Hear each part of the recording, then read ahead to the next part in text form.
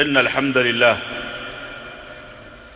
نحمده ونستعينه ونستغفره ونؤمن به ونتوكل عليه ونعوذ بالله من شرور أنفسنا ومن سيئات أعمالنا من يهده الله فلا مضل له ومن يضلل فلا هادي له وأشهد أن لا إله إلا الله وأشهد أن محمدًا عبده ورسوله أما بعد فإن خير الحديث كتاب الله وخير الهدي هدي محمد صلى الله عليه وسلم وشر الأمور محدثاتها وكل محدثة بدعة وكل بدعة ضلالة وكل ضلالة في النار.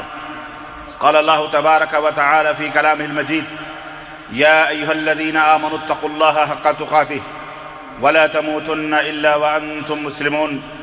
يا أيها الناس اتقوا ربكم الذي خلقكم من نفس واحدة وخلق منها زوجها وبث منهما رجالا كثيرا ونساء واتقوا الله الذي تساءلون به والأرحام إن الله كان عليكم رقيبا.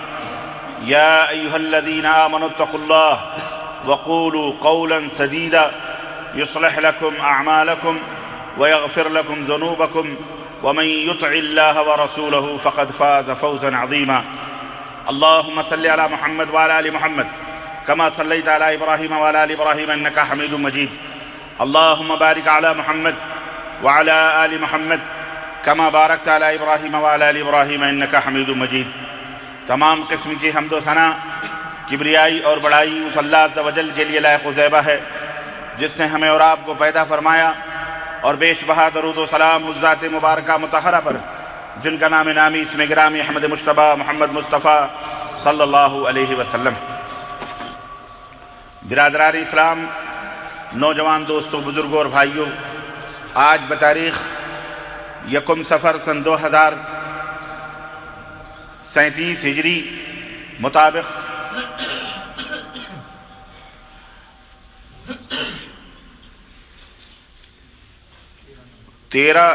مطابق 13 نومبر سن 2015 عیسوی کے اس خطبہ جمعہ میں جس موضوع پر آپ حضرات کی خدمت میں تاریخی حوالوں سے گفتگو کرنے کی سعادت حاصل کرنے جا رہا ہوں، وہ موضوع ہے واقعہ کربلا کی حقیقت یا واقعہ کربلا کی کہانی خود اہل بیت کی زبانی. اللہ عز و جل سے دعا ہے کہ اللہ تبارک و تعالی ہم تمام مسلمانوں کو حق بات سمجھنے، بولنے اور اس کے مطابق ایمان و عقیدہ رکھنے اور عمل کرنے کی توفیق عطا فرمائے. اور اللہ عز و جل ارنا الباطل باطلا وارزقنا اجتنابہ، اور جھوٹ اور باطل کو جھوٹ سمجھنے اور اس کے انکار کرنے اور اس سے دور رہنے کی، پرہیز کرنے کی ہم سب کو توفیق عطا فرمائے. آمین یا رب العالمین. اسلام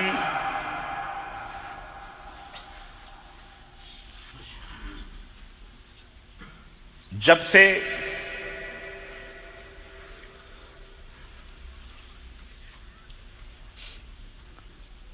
اس دنیا کے اندر اللہ عز و جل نے بطور دین بنا کر، اسے پسند فرما کر، اپنے آخری نبی حضرت محمد الرسول اللہ صلی اللہ علیہ وسلم کو یہ امانت دے کر رسالت اور نبوت کا تاج پہنا کر مبعوث فرمایا،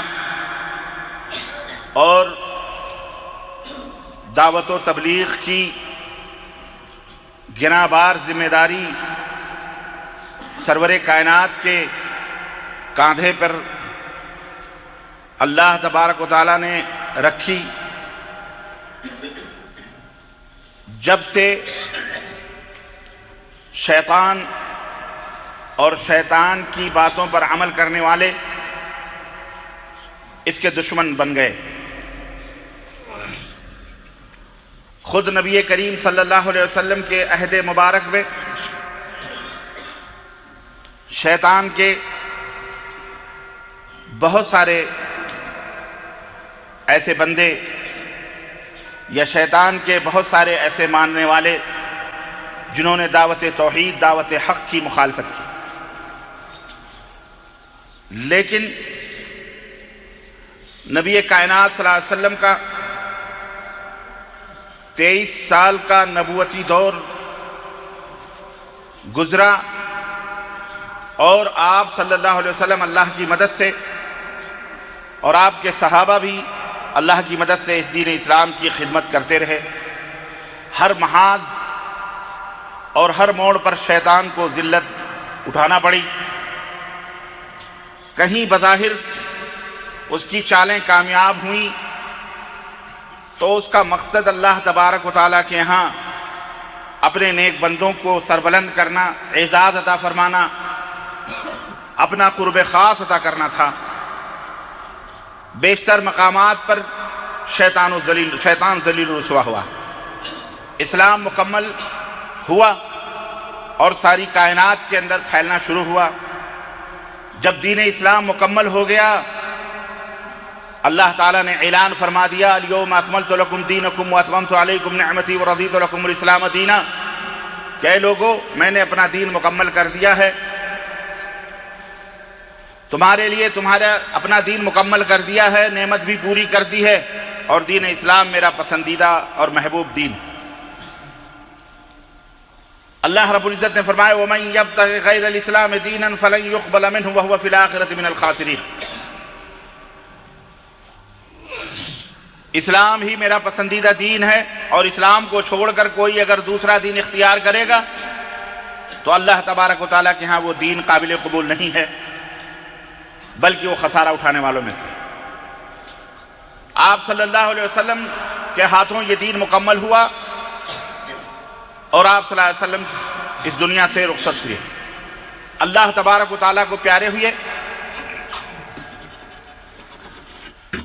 نبی کائنات صلی اللہ علیہ وسلم نے بہت ساری پیشین گوئیاں فرمائیں، اپنی امت کو نصیحت کی اور اپنی امت میں اتحاد و اتفاق کی دعوت دی۔ آپ نے اشارتاً، کنایتاً، صراحتاً اپنے بعد آنے والے بہت سارے ایسے واقعات تھے جن کی پیشین گوئیاں فرمائیں، لیکن اس کے بعد آپ نے یہ بھی فرمایا علیکم بسنتی و سنت الخلفاء الراشدین المہدیین، اے میری امت کے لوگوں۔ اور اس سے پہلے آپ صلی اللہ علیہ وسلم نے فرمایا کہ من یعش منکم من بعدی سیرى اختلافا کثیرا، جو میرے بعد جو لوگ زندہ رہیں گے میری امت میں بہت زیادہ اختلافات دیکھیں گے، عن قریب وہ بہت زیادہ اختلافات دیکھیں گے۔ ایسی صورت میں کیا کرنا ہے؟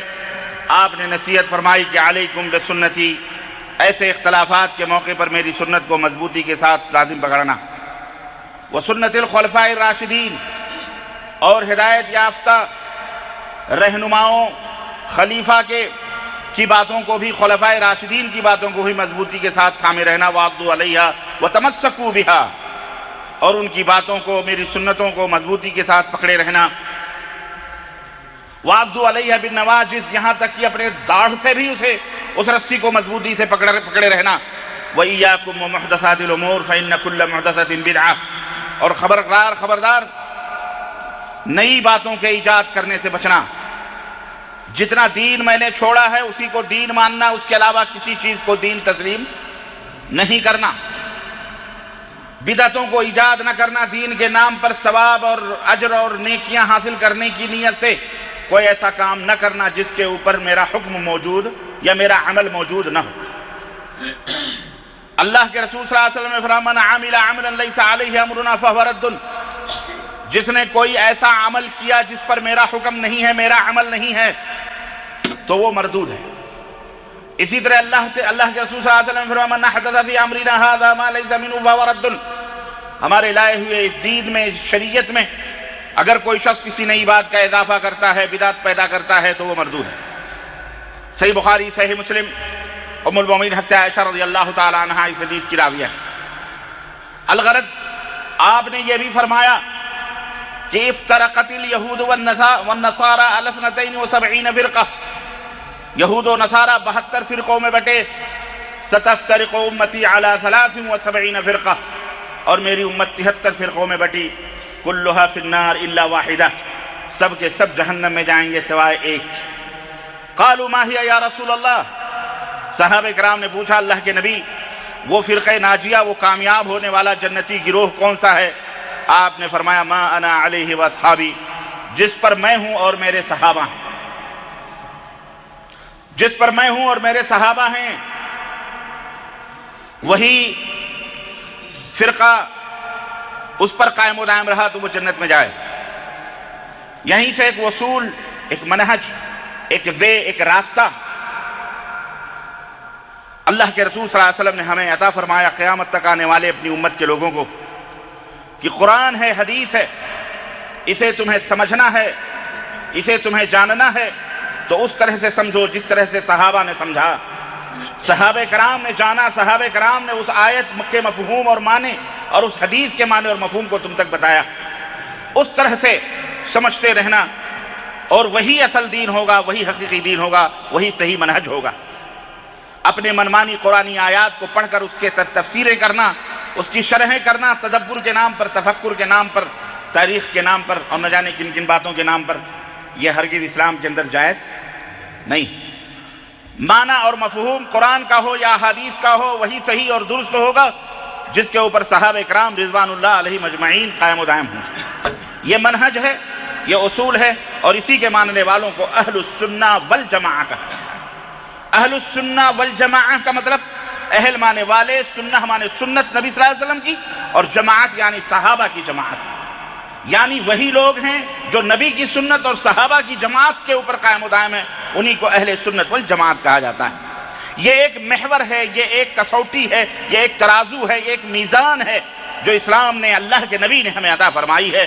دنیا کے اندر قیامت تک آنے والی جتنی بھی جماعتیں، جتنے بھی فرقے، جتنے بھی گروہ اسلام کے نام پر بنیں گے، انہی کسوٹیوں، انہی ترازوؤں اور انہی محوروں پر اور انہی اصولوں پر انہیں تولا جائے گا، جن کا قول و فعل اور عقیدہ اور عمل قرآن و سنت کے مطابق یعنی صحابہ کے منہج کے مطابق ہوگا، وہی اہل السنہ والجماعہ کی گروہ اور کیٹیگری اور دائرے میں رہیں گے۔ جو ان سے الگ ہوں گے، ان کا عقیدہ، ان کا عمل، ان کا، تو وہ لوگ اہل السنہ والجماعہ سے خارج سمجھے جائیں گے۔ الغرض میرے عزیزوں، میرے دوستوں، نبی کریم صلی اللہ علیہ وسلم کی وفات ہوئی، سیدنا ابو بکر صدیق رضی اللہ تعالیٰ عنہ یار غار مصطفیٰ۔ تفصیلات میں نے جاتے ہوئے، چونکہ واقعات کربلا مجھے بیان کرنا ہے، اس لیے میں چاہ رہا ہوں کہ تاریخی طور پر آپ کو ایک سچی اور اچھی بات آپ کے ذہن و دماغ میں مرتب طریقے سے موجود رہے گی، تو زندگی کے کسی بھی گوشے میں آپ کو کوئی گمراہ نہیں کر سکتا ہے انشاءاللہ تبارک و تعالیٰ۔ اسی طرح آپ اپنے آنے والی نسلوں کو، اپنے بیوی بچوں، اپنے ماں باپ بھائی بہنوں کو بھی، اپنے محلے، اپنے گاؤں قریے بستی شہر والوں کو بھی اس حقیقت سے واقف کرا سکتے ہیں، اس حقیقت کو ان کے ذہنوں میں بٹھا سکتے ہیں۔ سچائی وہ نہیں جو دشمنان اسلام بیان کر رہے ہیں، بلکہ سچائی یہ ہے جو اہل السنہ والجماعہ کے اہل علم نے بیان فرمایا ہے۔ اس لیے کہ حقیقتوں کا جاننا بہت ضروری ہے۔ اگر آپ اپنی حقیقت کو نہیں جانیں گے تو آپ کو کوئی بھی انسان کچھ بھی کہہ سکتا ہے۔ ایک انسان ہے، اگر 10 آدمی اسے بیوقوف کہیں تو بیچارہ اگر وہ اپنی حقیقت کو نہیں سمجھتا ہے تو اپنے آپ کو بیوقوف سمجھنے لگے، کہتے کہتے لوگ اسے بیوقوف ہی بنا دیں گے۔ اس لیے آپ کو یہ سمجھنا ہے کہ ہمارا ایمان اور ہمارا عقیدہ، ہمارا عمل اور ہماری تاریخ اور ہماری سیرت کیا ہے، اور کہاں سے ہم ان تمام سب چیزوں کو حاصل کر رہے ہیں۔ پیغمبر اسلام نبی کریم صلی اللہ علیہ وسلم اس دنیا سے رخصت ہوئے۔ انصار اور مہاجرین، یہ دو گروہ، دو جماعتیں مدینہ کے اندر موجود تھیں۔ انصار ان صحابہ کو کہا جاتا ہے جو اہل مدینہ تھے، جنہوں نے مدد کی مسلمانوں کی، جو ہجرت کر کے آئے مکہ المکرمہ سے یا اس کے قرب و جوار سے، انہیں مہاجرین کہا جاتا ہے۔ جب نبی کریم صلی اللہ علیہ وسلم کی وفات ہوئی، پہلا اختلاف پیدا ہوا، اور ایک ہی نہیں بلکہ ایک کے بعد دیگرے کئی اختلافات پیدا ہوئے۔ آئیے یہ دیکھتے ہیں کہ ان اختلافات کا دفیہ کیسے ہوا، ان اختلافات کو دفع کیسے کیا گیا۔ سب سے پہلا اختلاف تو یہ ہوا کہ حضرت سیدنا عمر فاروق اعظم جیسی جلیل القدر ہستی تلوار لے کر کے مدینہ منورہ کے گلیوں میں چکر لگانے لگی، اور کہنے لگے جذبات میں وفور محبت میں نبی کریم صلی اللہ علیہ وسلم کی محبت میں اس طرح سے دیوانہ ہوئے کہ مدینے کی گلیوں میں چکر لگانے لگے کہ اگر کوئی یہ کہے گا کہ محمد صلی اللہ علیہ وسلم انتقال کر چکے ہیں، مر چکے ہیں، تو اس کی گردن کو اس کے جسم سے جدا کر دیا جائے گا، اس کے سر کو جدا کر دیا جائے گا اس کے جسم سے۔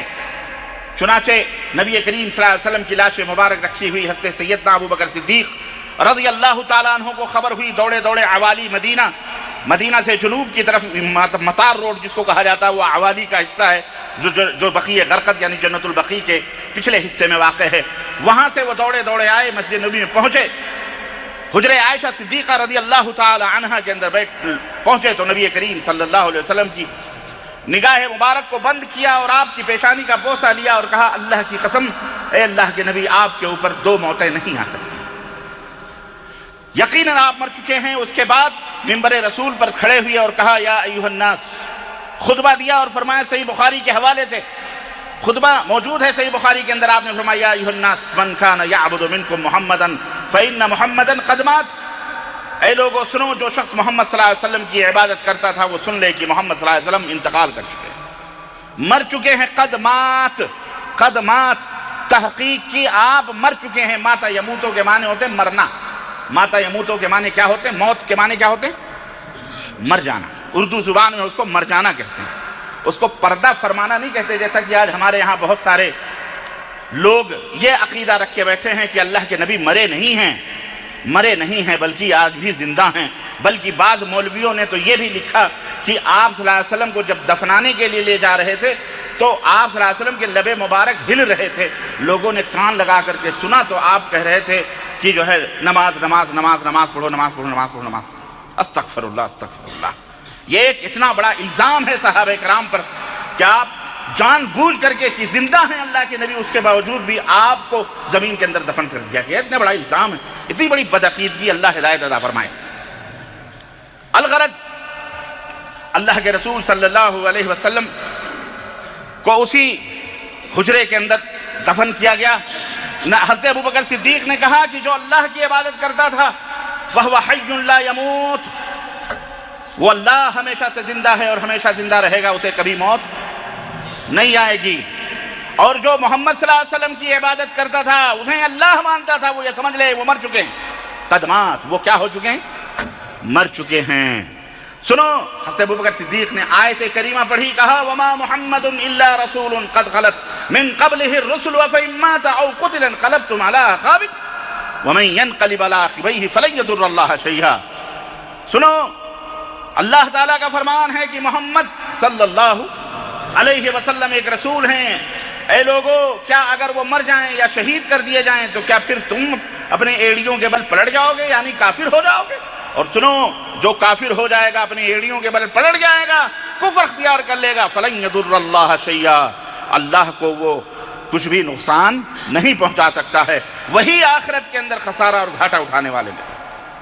بیان کرنے کا مقصد یہ تھا، انبیاء علیہ السلام آئے، رسول آئے گئے، آتے ہیں چلے جاتے ہیں، لیکن اللہ کا دین جاری اور ساری رہے گا۔ اللہ نے اِنَّا نَحْنُ نَزَّلْنَا الذِّكْرَ وَإِنَّا لَهُ لَحَافِظُونَ، اللہ نے فرمایا اس دین کو ہم نے نازل کیا ہے اور اس کی حفاظت ہم کریں گے قیامت تک کے لیے۔ دین اسلام، حضرت عمر بن خطاب رضی اللہ تعالیٰ عنہ نے جب یہ خطبہ سنا، تلوار ہاتھ سے چھوٹ گئی، غم و غصہ اور وہ ہیبت اور وہ جلال ٹھنڈا ہوا، حقائق سامنے آئے، دلائل سامنے آئے۔ سیدنا ابو بکر صدیق کی بات سنی، کہنے لگے اللہ کی قسم اتنی دفعہ ہم نے قرآن پڑھا لیکن ایسا لگ رہا تھا جیسے یہ آیت کریمہ ابھی نازل ہوئی، ہمارے شعور سے بھی نہ گزری تھی۔ اس طرح سے صحابہ کو یقین ہو گیا کہ اللہ کے نبی اس دنیا میں نہ رہے۔ یہ پہلا اختلاف تھا جس کو سیدنا ابو بکر صدیق نے دلیل کے ساتھ، وہ بھی قرآن کی دلیل کے ساتھ، یہ ختم کیا۔ دوسرا اختلاف ہوا کہ اللہ کے نبی کو نہلایا جائے، دفنایا کہاں جائے۔ کسی نے کہا نبیوں کی سرزمین فلسطین ہے، وہاں لے جا کے دفنایا جائے۔ کسی نے کہا کہ خاص کوئی قبر کا خبر بنائی جائے۔ کسی نے کہا کہ ملک شام لے جایا جائے۔ کسی نے کہا ایک صحابی کھڑے ہوئے، کسی نے کہا بقیع غرقد جو جنت البقیع کے نام سے معروف ہے وہاں دفن کر دیا جائے۔ ایک صحابی نے کہا کہ میں نے اللہ کے رسول صلی اللہ علیہ وسلم سے سنا ہے کہ اللہ کے نبی نے فرمایا کہ نبی جہاں مرتے ہیں وہیں ان کو دفن کر دیا جاتا ہے۔ حجرہ عائشہ میں آپ کی وفات ہوئی ہے، سارے صحابہ کی گردنیں جھک گئیں اور نبی کریم صلی اللہ علیہ وسلم کو اسی جگہ حجرہ عائشہ صدیقہ کے اندر وہیں پہ دفن کر دیا گیا، جو مسجد نبوی کا حصہ نہیں تھا، مسجد نبوی سے الگ تھا۔ تیسرا اختلاف، نبی کائنات صلی اللہ علیہ وسلم کی لاش مبارک ابھی دفن نہیں ہوئی، ابھی باہر ہی تھی کہ تیسرا اختلاف پیدا ہوا، اور ثقیفہ بنو ساعدہ جو بالکل مسجد نبوی کے باب مجیدی کے جب آپ داخل ہونے کو ہوں گے تو رائٹ ہینڈ پر ایک چھوٹا سا گارڈن ابھی بھی شاید باقی ہے، جہاں ہوٹلز بنے ہوئے ہیں، جہاں زمزم کے پانی دیے جاتے ہیں، وہاں پر وہی ثقیفہ بنو ساعدہ کا مقام ہے، آج بھی وہ باغ موجود ہے۔ اسی باغ کے اندر صحابہ کرام، انصار و مہاجرین جمع ہوئے۔ ابھی نبی کریم صلی اللہ علیہ وسلم کو دفن نہیں کیا گیا، لیکن امیر بنانے کا اور خلیفہ بنانے کے لیے باقاعدے مشورے شروع ہو گئے کہ اب نبی کریم صلی اللہ علیہ وسلم کے بعد خلیفہ کون رہے گا۔ مہاجرین نے کہا ہم میں سے خلیفہ بنے گا کیونکہ قربانیاں ہم نے دی ہیں، انصار نے کہا ہم میں سے خلیفہ بنے گا کیونکہ ہم نے تمہیں پناہ دی ہے، ہم نے تمہاری مدد کی ہے۔ آپس میں معاملہ یہاں تک ہوا کہ تلواریں میانوں سے نکلنے والی تھیں، آپس میں جنگ ہونے والی تھی۔ سیدنا ابو بکر صدیق رضی اللہ تعالیٰ عنہ کو خبر ہوئی، حضرت عمر فاروق کو خبر ہوئی، دوڑے دوڑے ثقیفہ بنو ساعدہ بھی پہنچے کہ ابھی تو لاش مبارک کو دفن بھی نہیں کیا گیا، نہلایا بھی نہیں گیا، اور مسلمانوں میں یہ اختلاف۔ چنانچہ سیدنا ابو بکر صدیق رضی اللہ تعالیٰ عنہ پہنچے اور انہوں نے کہا کہ اے لوگو سنو، میں نے خود اپنے نبی کریم صلی اللہ علیہ وسلم کی آنکھوں زبان مبارک سے اور اپنے کانوں سے یہ حدیث سنی ہے، الائمۃ من القریش، کہ جو تمہارا خلیفہ ہوگا وہ قریش کا ہوگا، خاندان قریش کو اپنا خلیفہ بناؤ۔ چنانچہ سیدنا ابو بکر صدیق رضی اللہ تعالیٰ عنہ کے اس حدیث سنانے کے بعد سب صحابہ کی گردنیں جھک گئیں، تلواریں میان میں آ گئیں، سارے جوش اور جذبے ٹھنڈے ہو گئے۔ ابو بکر صدیق نے فرمایا کہ یہ عمر بن خطاب ہیں، یہ عبیدہ بن جراح ہیں، یہ نبی کریم صلی اللہ علیہ وسلم کے نہایت ہی قریبی لوگ ہیں۔ عمر وہ ہیں کہ جنہیں دیکھ کر گلیوں میں شیطان بھی راستے تبدیل کر دیا کرتا ہے۔ عمر وہ ہیں کہ جن کے بارے میں نبی نے فرمایا تھا کہ لو کان من بعد نبی لکان عمر، اگر میرے بعد کسی نبی کو پیدا ہونا ہوتا تو عمر بن خطاب کو اللہ نبی بناتا۔ اے لوگو عمر کے ہاتھوں پہ بیعت کر لو، اے لوگو عبیدہ بن جراح کے ہاتھوں پہ بیعت کر لو، لیکن ان میں سے کسی ایک ہاتھ پر بیعت کرو۔ لیکن تمام مہاجرین اور انصار نے بالاتفاق، اور سب سے پہلے سیدنا عمر فاروق اعظم آگے بڑھے اور انہوں نے کہا کہ ہم آپ کے ہاتھوں پہ بیعت کرتے ہیں۔ حضرت سیدنا عمر فاروق اعظم نے اپنا ہاتھ ابو بکر کے ہاتھ میں رکھا، اور اس طرح سارے صحابہ نے بالاتفاق سیدنا ابو بکر صدیق کو اپنا خلیفہ بنا لیا۔ تاریخ اسلام، تاریخ الخلفاء، اسد الغابہ، البدایہ والنہایہ، یہ وہ کتابیں ہیں جس کے اندر یہ واقعات موجود ہیں۔ سیدنا ابو بکر صدیق رضی اللہ تعالیٰ عنہ کا دور خلافت آیا، سب بالاتفاق سیدنا علی، سارے صحابہ سبوں نے آپ کو خلیفہ بنایا۔ آخری ایام حضرت عمر فاروق اعظم رضی اللہ تعالیٰ عنہ کی زندگی کے آخری ایام تھے۔ عام مہاجرین اور انصار سب جمع تھے، عام مشورہ لیا گیا کہ آپ اب آخری ایام ہیں، اب اور تب کی بات ہے، آپ کچھ وصیت کریں کہ آپ کے بعد ہم کس کو خلیفہ منتخب کریں۔ چنانچہ حضرت محمد الرسول اللہ صلی اللہ علیہ وسلم نے، حضرت ابو بکر صدیق رضی اللہ تعالیٰ عنہ نے کہا کہ میری رائے یہ ہے کہ میرے بعد عمر بن خطاب کو خلیفہ بنایا جائے۔ افتردون، اے لوگو کیا تم راضی ہو اس بات سے؟ میرا مشورہ ہے کہ عمر بن خطاب کو میرے بعد جانشینی دی جائے، خلیفہ بنایا جائے۔ افتردون، کیا تم راضی ہو؟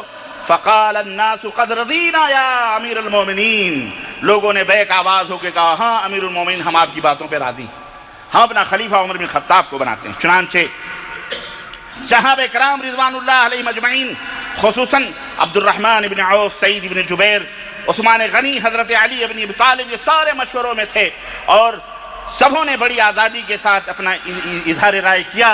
حتیٰ کہ حضرت علی ابن ابی طالب رضی اللہ تعالی عنہ نے یہ تاریخی جملہ فرمایا، کہا اللہ نرضى الا ان يكون عمر بن خطاب، کہ عمر بن خطاب کے خلافت کے سوا ہم کسی کو خلیفہ ماننا پسند نہیں کرتے۔ کس نے کہا یہ؟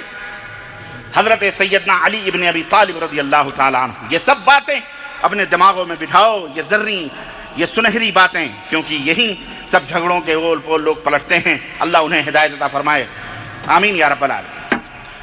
خاص و عام کے مشورے کے بعد حضرت ابوبکر صدیق رضی اللہ تعالیٰ عنہ نے حضرت عمر بن خطاب کو اپنی زندگی میں خلیفہ نامزد فرمایا اور کہا میرے بعد جو خلیفہ ہوں گے وہ کون ہوں گے؟ حضرت ابوبکر نے کہا میرے بعد جو خلیفہ ہوں گے وہ کون ہوں گے؟ عمر بن خطاب رضی اللہ تعالیٰ عنہ۔ حضرت عمر بن خطاب رضی اللہ تعالیٰ عنہ ان کا بھی زمانہ گزرا اور نصرانی کرسچن ابو لولو فیروز نامی اس خبیث نے عین نماز کی حالت میں فجر کے اندر خنجر زہر میں بجھا ہوا خنجر مارا اور آپ رضی اللہ تعالیٰ عنہ زخمی ہوئے اور اس طرح ذی قعدہ میں زخمی ہوئے اور محرم کی پہلی تاریخ کو آپ نے جام شہادت نوش فرمایا۔ اس درمیان آپ سے بھی سوال ہوا کہ جس طرح ابوبکر صدیق نے وصیت کی تھی کہ میرے بعد میرا ولی عہد خلیفہ عمر بن خطاب ہوں گے تو آپ بھی کچھ وصیت کریں، نصیحت کریں کہ آپ کے بعد ہم کس کو خلیفہ بنائیں۔ لوگوں نے کہا کہ ابن عمر آپ کے صاحبزادے ہیں، عبداللہ ابن عمر، ان کو خلیفہ بنا لو۔ حضرت عمر بن خطاب نے کہا نہیں، خلیفہ بنانے کے لیے میں 6 آدمیوں کو مقرر کرتا ہوں، ان 6 آدمیوں کی ایک مجلس بٹھا لینا اور ان میں خلیفہ چن لینا۔ چنانچہ حضرت علی، حضرت عثمان، حضرت زبیر، حضرت طلحہ، حضرت سعد، حضرت عبد الرحمن ابن عوف رضوان اللہ تعالی علیہم اجمعین، ان 6 میں سے میرے بعد جس کو چاہو خلیفہ بنا لو۔ چنانچہ حضرت عمر بن خطاب رضی اللہ تعالیٰ عنہ کی شہادت ہوئی۔ اس کے بعد مجلس شورا بیٹھی 6 آدمیوں کی، 4 آدمیوں نے خلافت سے دستبرداری کر لی، طلحہ بھی دستبردار ہو گئے، زبیر بھی دستبردار ہو گئے، حضرت سعد بھی دستبردار ہو گئے، حضرت عبد الرحمن ابن عوف بھی دستبردار ہو گئے۔ باقی 2 تھے داماد رسول صلی اللہ علیہ وسلم، حضرت علی اور حضرت عثمان۔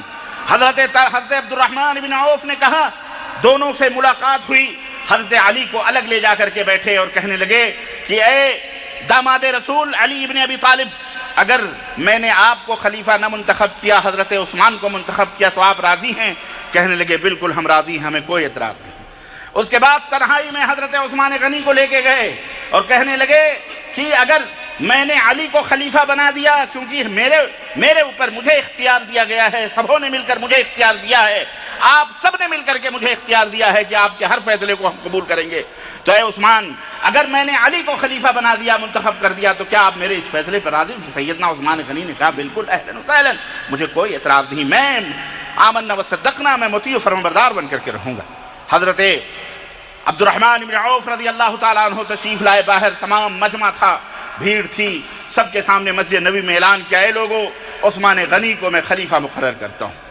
سبوں نے، حضرت علی سمیت تمام صحابہ نے حضرت عثمان غنی کو اپنا خلیفہ ثالث مقرر فرمایا۔ اللہ اکبر۔ اور اس طرح سے کثرت رائے سے حضرت عثمان غنی خلیفہ مقرر۔ میرے عزیزو، اس کے بعد حضرت عثمان غنی کی خلافت کا زمانہ، حضرت ابن کثیر، حافظ ابن کثیر رحمۃ اللہ علیہ اپنی تاریخ البدایہ والنہایہ میں لکھتے ہیں کہ ازدحم الناس یبایعون عثمان حتی غشوہ تحت المنبر، لوگ اس طرح سے بیعتوں کے لیے حضرت عثمان کے اوپر پل پڑے کہ ممبر پہ ڈھانپ لیا ان کو، ممبر پہ بھی بیٹھے تھے ڈھانپ لیا لوگوں نے، اس طرح کثرت کے ساتھ بیعت۔ اللہ اکبر۔ حضرت عثمان غنی رضی اللہ تعالیٰ عنہ کی شہادت، یہ بھی ایک المناک داستان ہے، زندگی رہی تو انشاءاللہ اس کے موضوع پر میں مکمل تاریخی روشنی ڈالوں گا۔ ابھی میں آپ کو تاریخ کے ان سلسلوں کو، کڑیوں کو آپ کو جوڑ کر کے میں آخر کربلا تک پہنچانا چاہ رہا ہوں، اس لیے مجھے آپ چلنے دیں، کیونکہ اس بیچ میں ایک ایک تاریخ سیدنا عثمان غنی رضی اللہ تعالیٰ عنہ کو بلوائیوں نے شہید کیا۔ یہاں میں ایک اشارہ کرتا چلوں، کنہوں نے سیدنا عثمان غنی کو شہید کیا؟ پتہ تو چلا کہ حضرت عمر بن خطاب کو فیروز نامی مجوسی یا نصرانی ابو لولو جو تھا، لولو نام کا، اس نے قتل کیا، اس نے شہید کیا۔ حضرت عثمان غنی کو کس نے شہید کیا؟ میرے عزیزو، باہر کا دشمن جو ہوتا ہے وہ اتنا ڈینجر، خطرناک نہیں ہوتا جتنا اپنے گھر کا دشمن ہوتا ہے، جتنا اپنے گھر کا دشمن ہوتا ہے، جتنا اپنا دوست جب دشمن بن جاتا ہے، جو اپنا دوست بن کر کے آپ کی پیٹھ پر چھرا گھونپتا ہے۔ یہودیوں نے دیکھا کہ مدینے سے نکال دیے گئے، یہودیوں نے دیکھا یہاں تک کہ جناب علی خیبر سے بھی نکال دیے گئے، جزیرۃ العرب سے نکال دیے گئے۔ انہوں نے سوچا کہ ان کا انتقام، ان سے بدلہ ہم فیس ٹو فیس نہیں لے سکتے، ہمیں ان کے اندرونی طور پر داخل ہو کر کے ان کے اندر انتشار اور خلفشار پیدا کرنا ہے۔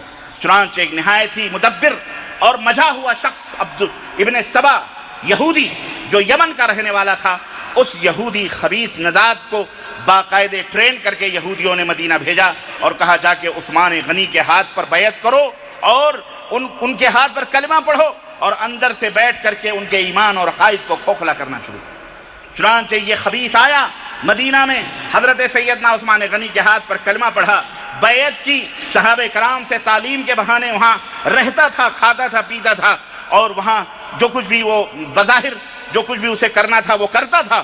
بالآخر نتیجتاً وہاں سے وہ نکلا یہ ظاہر کر کے، اس کا نام عبداللہ، اس نے اپنا نام کیا رکھا؟ عبداللہ ابن سبا، اس کا یہودی کالا کلوٹا غلام تھا، وہ خبیث یہودی، وہ ابن سبا وہاں سے نکلا جس کا نام عبداللہ اس نے اپنا رکھا۔ اور اس طرح سے مدینے سے نکل کر کے، کیونکہ مدینہ ایک مرکز توحید، مرکز محبت، اللہ کے رسول صلی اللہ علیہ وسلم کا مرکز، اب وہاں سے نسبت لے کر کے نکلا تو جناب علی دنیا اس کے ہاتھوں پر، مصر اور شام اور یہ کوفہ اور بصرہ، یہ تمام سب ہوتے ہوئے مدینے سے آیا ہے، صحابہ کے ہاتھ پر اس نے بیعت کی ہے۔ آج جیسے لوگ مدینے کے نام پر لوگوں کو استغلال کرتے ہیں، گمراہ کرتے ہیں، جناب علی ایسے ہی اس زمانے ہی سے یہ کردار چلا رہا ہے، مدنی مدنی مدینہ مدینہ مدینہ مدینہ، اسی زمانے سے گمراہ کیا جا رہا ہے۔ چنانچہ وہ عبداللہ ابن سبا نے لوگوں کو کلمہ پڑھانا شروع کیا، نئے نئے مسلمان ہوئے۔ اب اس نے دیکھا کہ اب ہمارے ماننے جاننے والے بھی بہت سارے لوگ ہو گئے ہیں۔ اس نے مصر کے اندر ایک نقطہ چھوڑا اور اس نے کہا کہ لوگوں، عجیب و غریب حال ہے کہ ہم یہ عقیدہ رکھتے ہیں کہ عیسیٰ علیہ السلام زندہ ہیں اور واپس آئیں گے، یہ تو نصرانیوں کے، کرسچنوں کے نبی ہیں جو ہمارے نبی سے چھوٹے ہیں، ہمارے نبی تو سب سے بڑے نبی ہیں، ہمارے نبی تو سب سے اعلیٰ اور سب سے افضل ہیں، اور تم ان کے بارے میں عقیدہ رکھتے ہو کہ وہ مر چکے ہیں؟ یہ عجیب و غریب بات ہے، وہ کیسے مر سکتے ہیں؟ ارے جب عیسیٰ نہیں مر سکتے تو وہ کیسے مر سکتے ہیں؟ اس طرح سے الٹی گنگا اس نے بہائی، الٹی پلٹی پڑھائی اور اپنے لوگوں کو یہ مشورہ دیا کہ مرے نہیں ہیں، وہ زندہ۔ اور ایک عقیدہ یہ، دوسرا عقیدہ اس نے یہ زہر پھیلایا کہ چونکہ داماد رسول حضرت علی رضی اللہ تعالیٰ عنہ چچیرے بھائی بھی ہیں، قریشی بھی ہیں، خاندانی بھی ہیں، بہادر بھی ہیں، شجاع بھی ہیں۔ حضرت علی نے نا یہودیوں کے سردار کو مارا تھا، کس کو؟ خیبر میں مرحب کو انہوں نے مارا تھا نا، ایسے آسانی سے تو نہیں چھوڑ سکتے، دشمنی سے آتا تو پھر وہ خود مرتا، اس لیے اس نے کیا کرا؟ الٹی پلٹی پڑھائی اور کہا حضرت علی کی شان کو کیا سمجھتے ہو؟ نبی نے بچپن سے پالا، گود میں کھلایا، زبان مبارک آپ کے زبان میں ڈالی، علی وہ ہیں جو خانہ کعبہ میں پیدا ہوئے، جن کی وجہ سے نعوذ باللہ خوابہ محترم فلانا محترم، اس نے مبالغے شروع کر دیے اور اس طرح سے کہا کہ اصل میں نبوت تو ملنے والی، تم خلافت کی بات کرتے ہو، یہاں تو نبوت ملنے والی تھی علی کو، لیکن جبریل نے بھول کر کے محمد صلی اللہ علیہ وسلم کو دے دی، استغفر اللہ۔ تو اصل حقدار نبوت کے وہ تھے، مگر وہ غلطی ہوئی، لیکن خلافت میں تو چوک ہوئی، ابو بکر نے فاطمہ کو حق نہیں دیا، عمر نے فاطمہ کو حق نہیں دیا، اس طرح سے یہ لوگ چور ہوئے، انہوں نے نبی صلی اللہ علیہ وسلم کی وراثت نہیں بانٹی، یہ نہیں کرا وہ نہیں، دنیا بھر کے اس طرح سے ہیولے بنا کر لوگوں کو اس طرح گمراہ کیا اور ایک ٹیم تیار کری اور یہ کہا کہ موجودہ خلافت عثمان کی جو ہے یہ خلافت غاصبانہ ہے، چوری کر کے ہے، انہوں نے حضرت علی کو دبا کر کے کیا، اصل خلیفہ علی ابن ابی طالب کو ہونا چاہیے تھا۔ پھر کیا ہو، بغاوت کرو، خروج کرو اور ان کو قتل کر کے حضرت علی کو خلیفہ بنایا جائے، کیونکہ علی کا مقام بہت بلند ہے، علی کا رتبہ بہت بلند ہے، وہ پورا اس نے بتایا۔ اور اس طرح سے جناب علی وہ بلوائی جناب مصر سے، کوفہ سے، بصرہ سے اور اس قرب و جوار سے لے کر کے وہ کئی ہزار کی تعداد مدینہ منورہ پر اس نے چڑھائی۔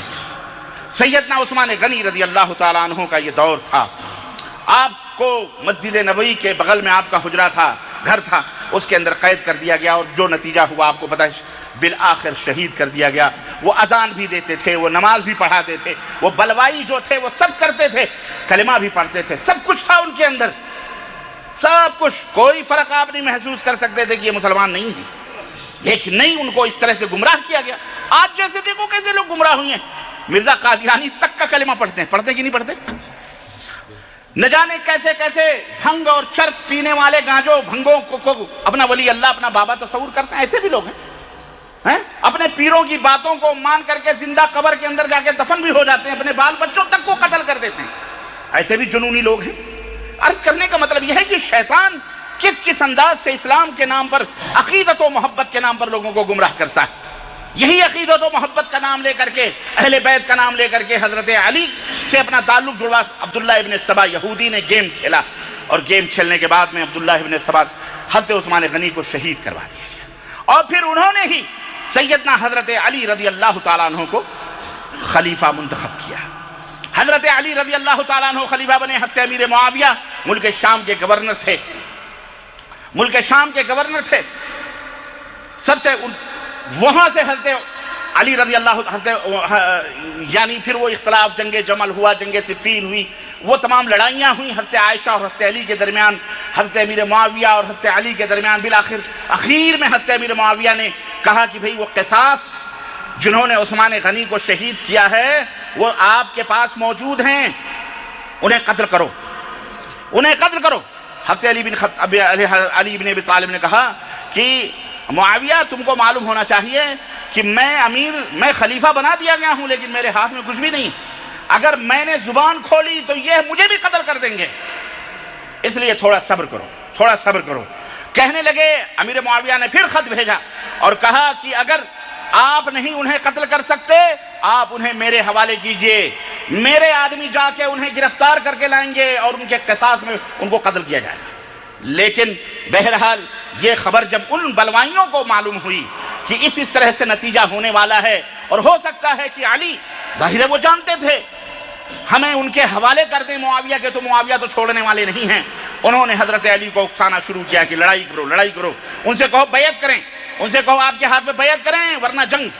چنانچہ انہوں نے جنگ کا ڈنکا بجا دیا، بگل بج گیا لڑائی کا، اور جناب علی فوج لے کر کے کوفہ سے، کیونکہ حضرت علی، ہاں ایک اور مسئلہ ہوا تھا یہ بھی آپ سمجھیں، حضرت ابو بکر نبی صلی اللہ علیہ وسلم نے دارالسلطنت مدینہ منورہ بنایا، حضرت ابو بکر صدیق کے زمانے میں ہی مدینہ منورہ دارالسلطنت تھا، حضرت عثمان غنی نے بھی دارالسلطنت مدینہ منورہ بنایا، لیکن ان بلوائیوں نے، دیکھیں سازش، بلوائیوں نے سوچا کہ اگر مدینہ میں رہیں گے تو کچھ بھی نہیں ہو سکتا، حضرت علی کو گھما پھرا کر کے کوفہ پہنچا دیا اور کہا دارالسلطنت مدینہ نہیں بلکہ کوفہ کو بنائیے۔ چنانچہ حضرت علی بن ابی طالب رضی اللہ تعالیٰ عنہ ان کے ہاتھوں سے پورے کوفہ پہنچ گئے، مدینہ چھوڑ کر کہاں پہنچ گئے؟ یہ تاریخی حقیقت ہے، دارالسلطنت مدینہ کو چھوڑ دیا گیا اور کوفہ بنا لیا گیا۔ اب وہاں کوفہ میں گیم کھیلنا ان کے لیے بہت آسان تھا، چنانچہ انہوں نے یہی کیا، جنگ چھیڑ دو، کوفہ اور ملک شام جناب علی جو سوریہ کے نام سے مشہور ہے، یہ تمام سب خط و کتابت شروع ہوئی، بہرحال فوج ادھر کی بھی پہنچی، ادھر سے بھی بصرہ اور شام سے اور بصرہ کے بیچ میں وہاں میدان میں جمع ہوئی، اور نتیجہ وہی ہوا، بعد میں بہرحال لڑائی بھی ہوئی، بعد میں یہ ہوا کہ ایسا ہے فیصلہ کرنے کے لیے اگلے سال متعین کرتے ہیں کہ اگلے سال فیصلہ ہوگا، اسی زمین پر آپ بھی آئیں گے ہم بھی آئیں گے اور فیصلہ کر لیا جائے گا کہ کس کو خلیفہ رہنا ہے کس کو خلیفہ نہیں رہنا ہے۔ اس طرح سے دونوں فوجیں اپنی اپنی جگہ پہ چلی گئیں، لڑائی ہوئی، کئی ہزار، تقریباً 30 یا 40 ہزار مسلمان شہید ہوئے دونوں طرف سے۔ جی یہ خون کی ہولی ان یہودی خبیثوں نے کھلوائی، مسلمانوں کو مسلمانوں سے لڑوایا، پھر پلٹے۔ جب یہ فیصلہ ہوا اس وقت حضرت موسیٰ اشعری رضی اللہ تعالیٰ عنہ کو حکم اور جج بنایا گیا۔ حضرت امیر معاویہ نے کہا یہ ہمارے جج ہوں گے، حضرت علی نے کہا ہم بھی مانتے ہیں یہ جج ہوں گے، یہ آئندہ سال جو فیصلہ کریں گے ہم اس کو تسلیم کریں گے۔ دونوں فوجیں واپس ہوئیں، اسی درمیان مسلمانوں کے درمیان حضرت علی کی جو فوج تھی 2 گروپ ہو گئے، 12,000 یا بعض روایتوں میں آتا ہے 4,000 یا بعض مختلف روایتیں، تقریباً 12,000 مسلمان جو حضرت علی کے جھنڈے کے تلے جہاد کرنے کے لیے لڑنے کے لیے آئے تھے، وہ پلٹے اور انہوں نے کہا علی بھی کافر، معاویہ بھی کافر، اور جو اس فیصلے کو تسلیم کرے وہ بھی کافر، جنہیں خارجی کہا جاتا ہے۔ جنہیں کیا کہا جاتا ہے؟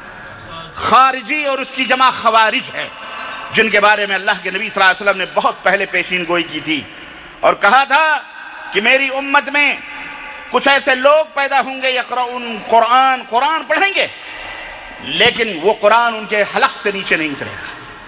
تحقرون صلاتکم عند صلاتہم، وہ نماز ایسے خشوع اور خضوع اور سینت سینت کر سنوار کر پڑھیں گے کہ اے میرے صحابہ تم بھی اس طرح کی نماز پڑھ کر کے دیکھ کر کے اپنے آپ کو اپنی نمازوں کو چھوٹا سمجھو گے۔ ایسے لوگ ہوں گے۔ یہ 12,000 حضرت علی کے ماننے والے خوارج نکل کر کے چلے گئے۔ اس میں کچھ جو باقی بچے انہوں نے کہا ہم تو شیعہ علی ہیں، ہم علی کے ساتھ رہیں گے، علی کی جماعت میں۔ شیعہ گروہ کو کہتے ہیں، جماعت کو کہتے ہیں، اس لیے شیعہ اپنے آپ کو شیعہ کہتا ہے، لیکن اسے شیعہ نہیں کہنا چاہیے، اسے رافضی کہنا چاہیے، کیونکہ وہ شیعہ نہیں ہے۔ حقیقی شیعہ حقیقی معنوں میں علی کی جماعت کے ہم لوگ ہیں، وہ نہیں ہیں، وہ رافضی ہیں جنہوں نے حضرت علی اہل بیت کی باتوں کو پیروں کے تلے رونٹ دیا اور اپنی منمانی کرنے لگے۔ وہ نہیں جیسے آج ہمارے زمانے میں لوگ اپنے آپ کو اہل سنت کہتے ہیں، حالانکہ وہ اہل سنت نہیں ہیں، وہ اہل بدعت ہیں، کیونکہ سر سے لے کر پیر تک وہ بدعت اور شرک کے اندر ڈوبے ہوئے ہیں، لیکن نام انہوں نے رکھا ہے اہل سنت، حالانکہ وہ اہل سنت نہیں، وہ اہل بدعت ہیں، لیکن اب کہتے ہیں ایسے شیعہ بھی اپنے آپ کو اہل تشیع کہتے ہیں، حالانکہ وہ اہل تشیع نہیں ہیں۔ شیعہ حضرت علی کی جماعت تو ہم ہیں، حضرت ابوبکر کی جماعت تو ہم ہیں۔ الغرض یہ ایک شبہ، بہرحال حضرت علی رضی اللہ تعالیٰ عنہ کو کافر کہا گیا، امیر معاویہ کو بھی کافر کہا گیا، اور قصہ مختصر یہ کہ جناب علی اگلے سال آنے سے پہلے ان خوارج نے باقاعدہ عبد الرحمن ابن ملجم نامی ایک شخص کو 3 آدمی مقرر کیے، ایک آدمی جو حضرت امیر معاویہ کو ملک شام میں قتل کرے، ایک آدمی جو مغیرہ بن شعبہ کو قتل کرے، اور ایک آدمی جو حضرت علی رضی اللہ تعالیٰ عنہ کو قتل کرے۔ کہاں؟ کوفے میں۔ 3 آدمی جس کو آج کے زمانے میں کہہ لیں وہ جو اپنے آپ کو اڑا لیتے ہیں ان کو کیا کہتے ہیں؟ ہاں خودکش حملہ۔ تو خودکش حملہ پر 3 آدمیوں کو تیار کیا۔ یہ بھی سنیں اسی دور سے چلا آ رہا ہے۔ چنانچہ فجر کا وقت تھا، حضرت امیر معاویہ رضی اللہ تعالیٰ عنہ نماز کے لیے نکلے۔ ایک آدمی جو کسی دیوار کے سائے میں گوشے میں کھڑا تھا، جیسے ہی مسجد کے اندر آپ نے ٹرن لیا وہیں سے اس نے وار کیا اور آپ کے کمر اور آپ کے یہاں چٹھے تک وہ پھاڑ کر کے وہ بھاگ گیا۔ حضرت امیر معاویہ بے ہوش ہو کے گر پڑے۔ اسی ٹائم حضرت علی رضی اللہ تعالیٰ عنہ کوفہ کی جامع مسجد میں نماز پڑھانے کے لیے نکلے، اور وہی حادثہ حضرت علی رضی اللہ تعالیٰ عنہ کے ساتھ ہوا، اور یہاں تک کہ آپ بھی بے ہوش ہو گئے، مار دیا، زخم گوارکاری لگا۔ حضرت مغیرہ ابن شعبہ جو تھے وہ چونکہ بیمار تھے، وہ نکلے نہیں بلکہ اپنے خادم کو انہوں نے بھیجا نماز پڑھانے کے لیے، وہ خادم شہید ہو گیا۔ اس خادم کو وہ مغیرہ بن شعبہ سمجھ کر کے ان کو کیا کر دیا؟ ان کو مار ڈالا۔ الغرض اس طرح سے حضرت علی رضی اللہ تعالیٰ عنہ نے شہادت کا جام پیا۔ آپ کو کوفہ کے اندر کوفیوں نے شہید کر ڈالا۔ اللہ اکبر۔ حضرت امیر معاویہ رضی اللہ تعالیٰ عنہ، ظاہر ہے اس کے بعد آپ جب وہ بے ہوش ہو گئے اور آخری وقت آیا حضرت علی رضی اللہ تعالیٰ عنہ کا، تو لوگوں نے، کوفہ کے لوگوں نے کہا اب آپ کے بعد ہم خلیفہ کس کو بنائیں؟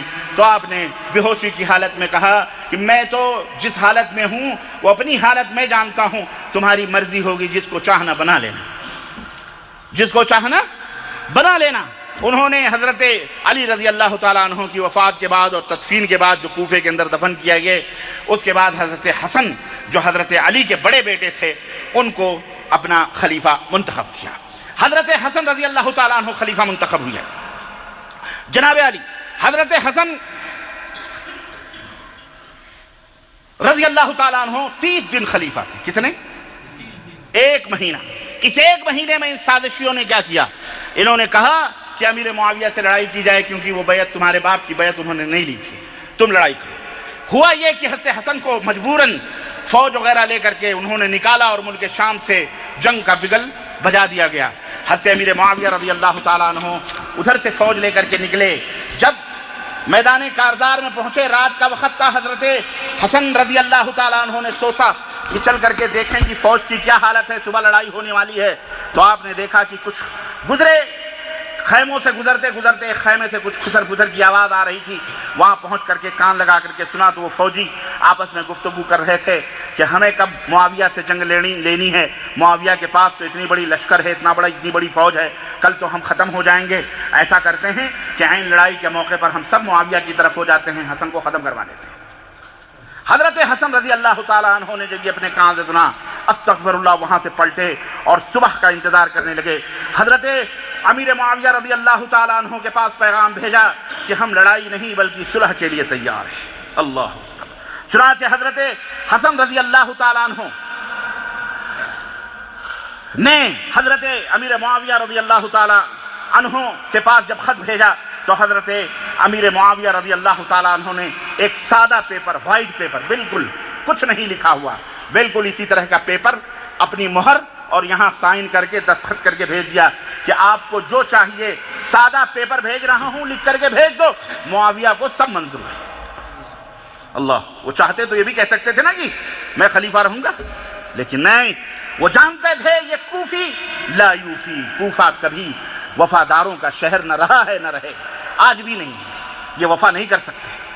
چنانچہ حضرت حسن رضی اللہ تعالیٰ عنہ نے ایک اور اللہ کے نبی کی پیشین گوئی ثابت ہوئی کہ اللہ کے نبی نے فرمایا تھا کہ میرا یہ بیٹا حسن ایک زمانہ آئے گا کہ دو مسلمان گروہوں میں صلح کروائے گا. میرا یہ بیٹا حسن دو مسلمان جماعتوں میں صلح کروائے گا. چنانچہ آپ کے اس فیصلے نے نبی کریم صلی اللہ علیہ وسلم کی اس پیشین گوئی کو بھی ثابت کر دکھایا.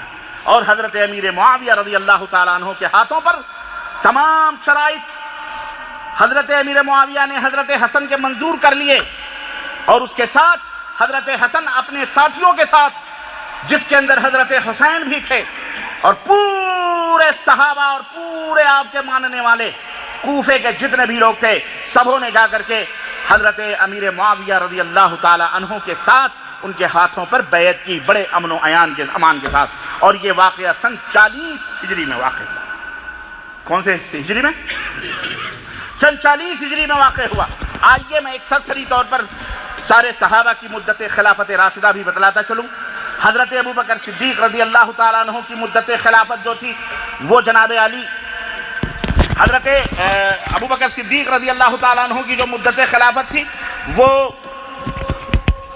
تقریباً دو سال اور کچھ مہینے تھے. اور اس کے بعد حضرت عمر فاروق اعظم رضی اللہ تعالیٰ عنہ کی مدت خلافت یہ 10 سال 6 ماہ, اور حضرت عثمان کی مدت خلافت 12 سال, حضرت علی کی مدت خلافت 4 سال 9 مہینے اور کچھ دن, اور حضرت حسن کی مدت خلافت میں نے کہا تھا 1 ماہ نہیں بلکہ 6 ماہ اور کچھ دن حضرت حسن رضی اللہ تعالی عنہ کی مدت خلافت تھی. میں نے پہلے 1 ماہ کہا تھا, 1 ماہ نہیں 30 دن نہیں بلکہ 6 ماہ اور کچھ دن حضرت حسن رضی اللہ تعالی عنہ کی خلافت تھی.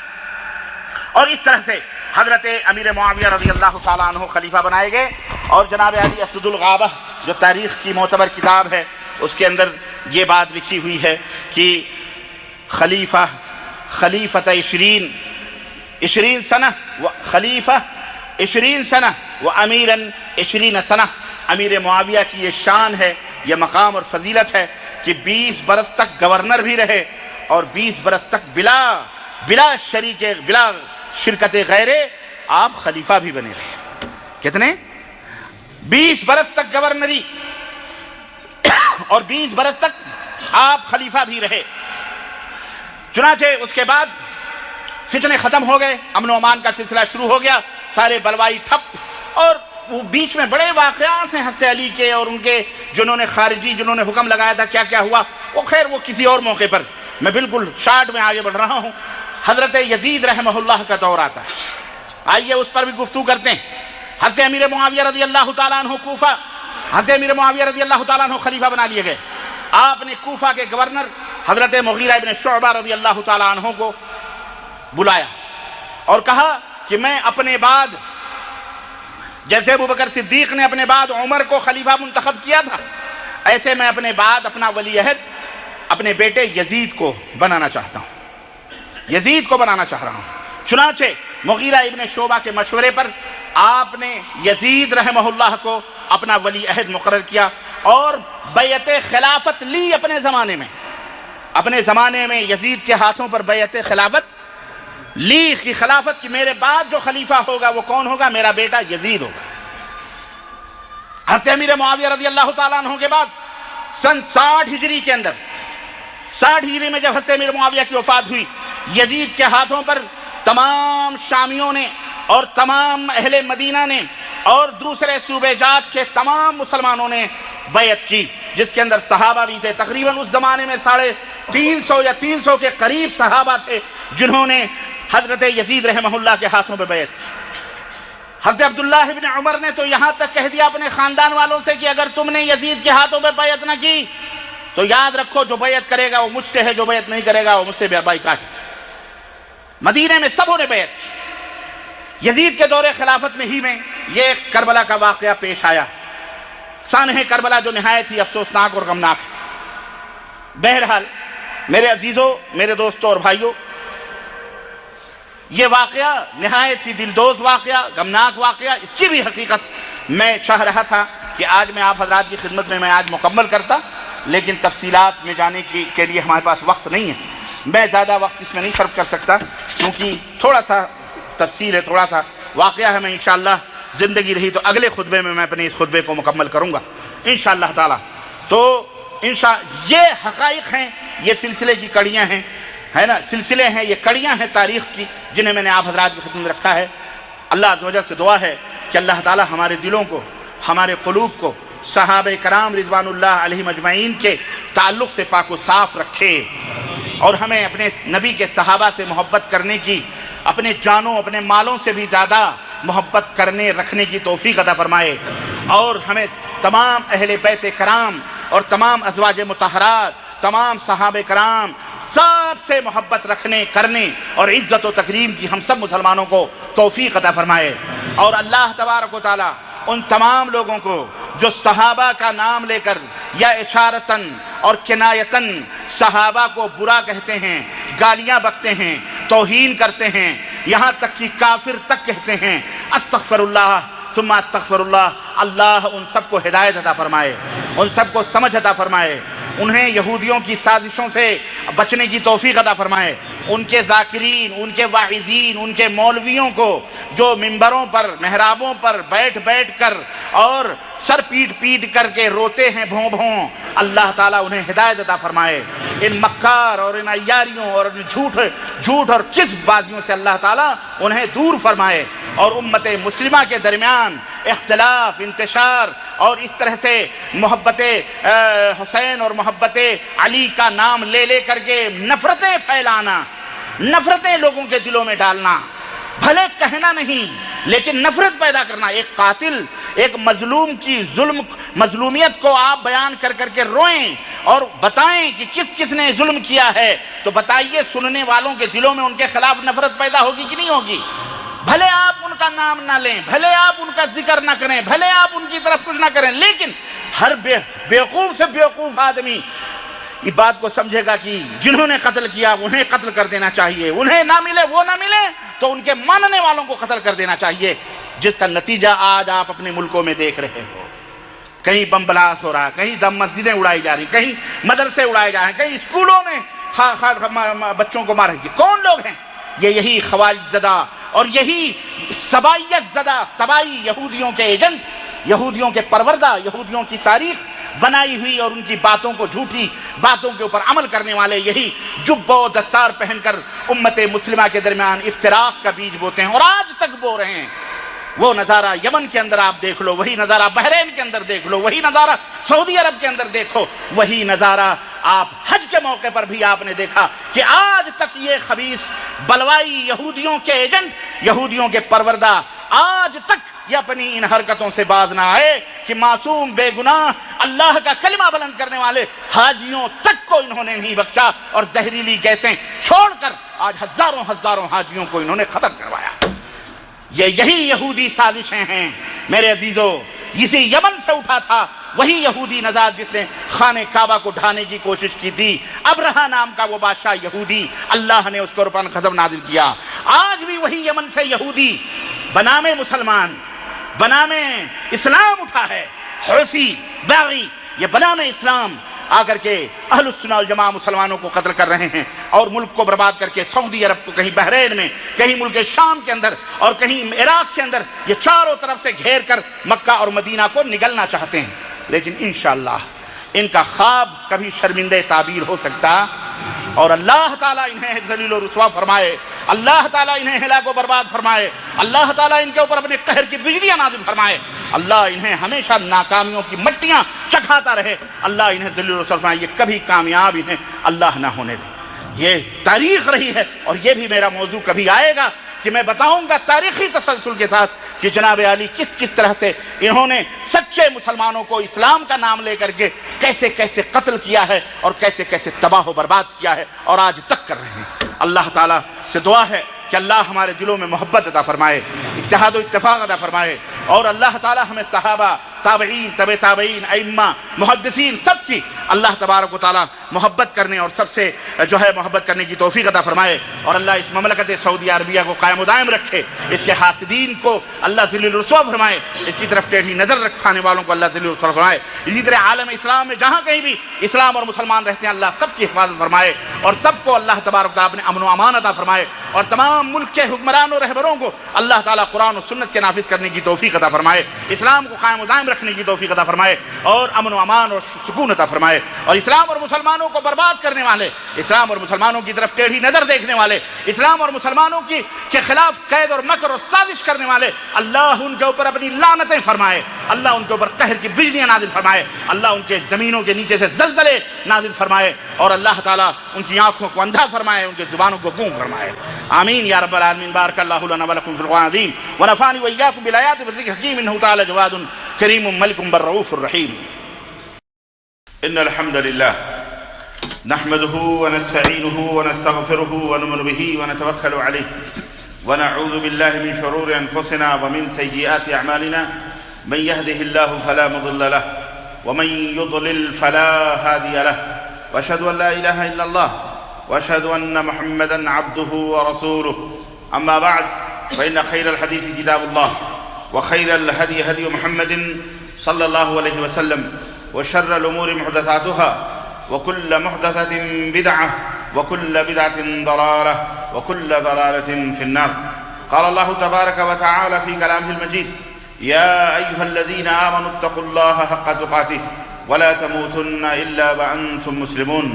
يا أيها الناس اتقوا ربكم الذي خلقكم من نفس واحدة وخلق منها زوجها وبث منهما رجالا كثيرا ونساء واتقوا الله الذي تساءلون به والأرحام إن الله كان عليكم رقيبا۔ يا أيها الذين آمنوا اتقوا الله وقولوا قولا سديدا يصلح لكم أعمالكم ويغفر لكم ذنوبكم ومن يطع الله ورسوله فقد فاز فوزا عظيما۔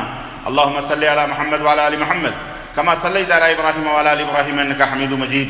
اللهم بارك على محمد وعلى آل محمد كما باركت على إبراهيم وعلى آل إبراهيم إنك حميد مجيد۔ تمام قسم کی حمد و ثنا، کبریائی اور بڑائی اس اللہ عز و جل کے لیے لائق و زیبا ہے جس نے ہمیں اور آپ کو پیدا فرمایا، اور بیش بہا درود و سلام اس ذات مبارکہ مطہرہ پر جن کا نام نامی اسم گرامی احمد مجتبیٰ محمد مصطفیٰ صلی اللہ علیہ وسلم۔ برادران اسلام، نوجوان دوستوں، بزرگوں اور بھائیوں، آج بتاریخ 7 صفر 1437 مطابق 20 نومبر سن 2015 عیسوی کے اس خطبہ جمعہ میں میں اپنے پچھلے موضوع کی تکمیل کرنے کی سعادت حاصل کر رہا ہوں۔ میرا پچھلا جو موضوع تھا وہ آپ حضرات کو پتہ ہے، واقعات کربلا کی حقیقت یا کربلا کی کہانی اہل بیت کی زبانی۔ انشاءاللہ تبارک تعالیٰ تاریخی حوالے سے میں نے کچھ حقیقتیں آپ حضرات کی خدمت میں رکھی تھیں، اور سلسلہ وار نبی کریم صلی اللہ علیہ وسلم کی وفات کے بعد خلیفۃ الرسول، اول خلیفہ، سب سے پہلے خلیفہ سیدنا ابوبکر صدیق، اس کے بعد سیدنا عمر فاروق اعظم، اس کے بعد سیدنا عثمان غنی، اس کے بعد سیدنا علی ابن ابی طالب، اس کے بعد سیدنا حسن ابن علی، اور اس کے بعد سیدنا امیر معاویہ رضوان اللہ تعالی علیہم اجمعین۔ میں نے ان سب کی تاریخ مدت خلافت بھی آپ حضرات کی خدمت میں رکھی تھی، اور میں نے بتایا تھا کہ اس کے بعد حضرت امیر معاویہ رضی اللہ تعالیٰ عنہ نے 20 برس تک بلا شرکت غیر حکمرانی کی، اور پھر اپنی حیات میں، اپنی زندگی ہی میں اپنا ولی عہد، اپنا جانشین، اپنے صاحبزادے، اپنے بیٹے یزید ابن معاویہ رحمہ اللہ کو انہوں نے تمام مسلمانوں کے مشوروں سے منتخب کیا۔ حضرات گرامی قدر، حقیقت یہ ہے کہ کربلا کا جو واقعہ ہے یہ رونما کیسے ہوا، اور اس کے حقائق کیا ہیں، اور اس تعلق سے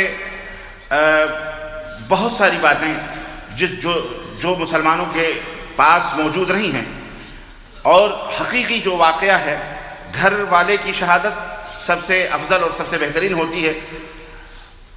اس واقعہ کربلا کو میں نے آپ کو شروع سے بتایا تھا کہ کچھ ایسے ہر دور میں یہ حقیقت رہی ہے کہ اہل باطل، شر پسند قسم کے لوگ وہ کوشش یہ کرتے ہیں کہ اپنی نسبت ایسی شخصیات یا ایسے لوگوں سے کی جائیں جن کے ساتھ نسبت کر کے وہ خود کو معتبر اور مقبول لوگوں کی نظروں میں محبوب بنا لیں، اور اس بہانے سے وہ اپنے باطل افکار، عقائد، مذاہب اور خیالات کو لوگوں کے درمیان ڈالنے کی کوشش کریں۔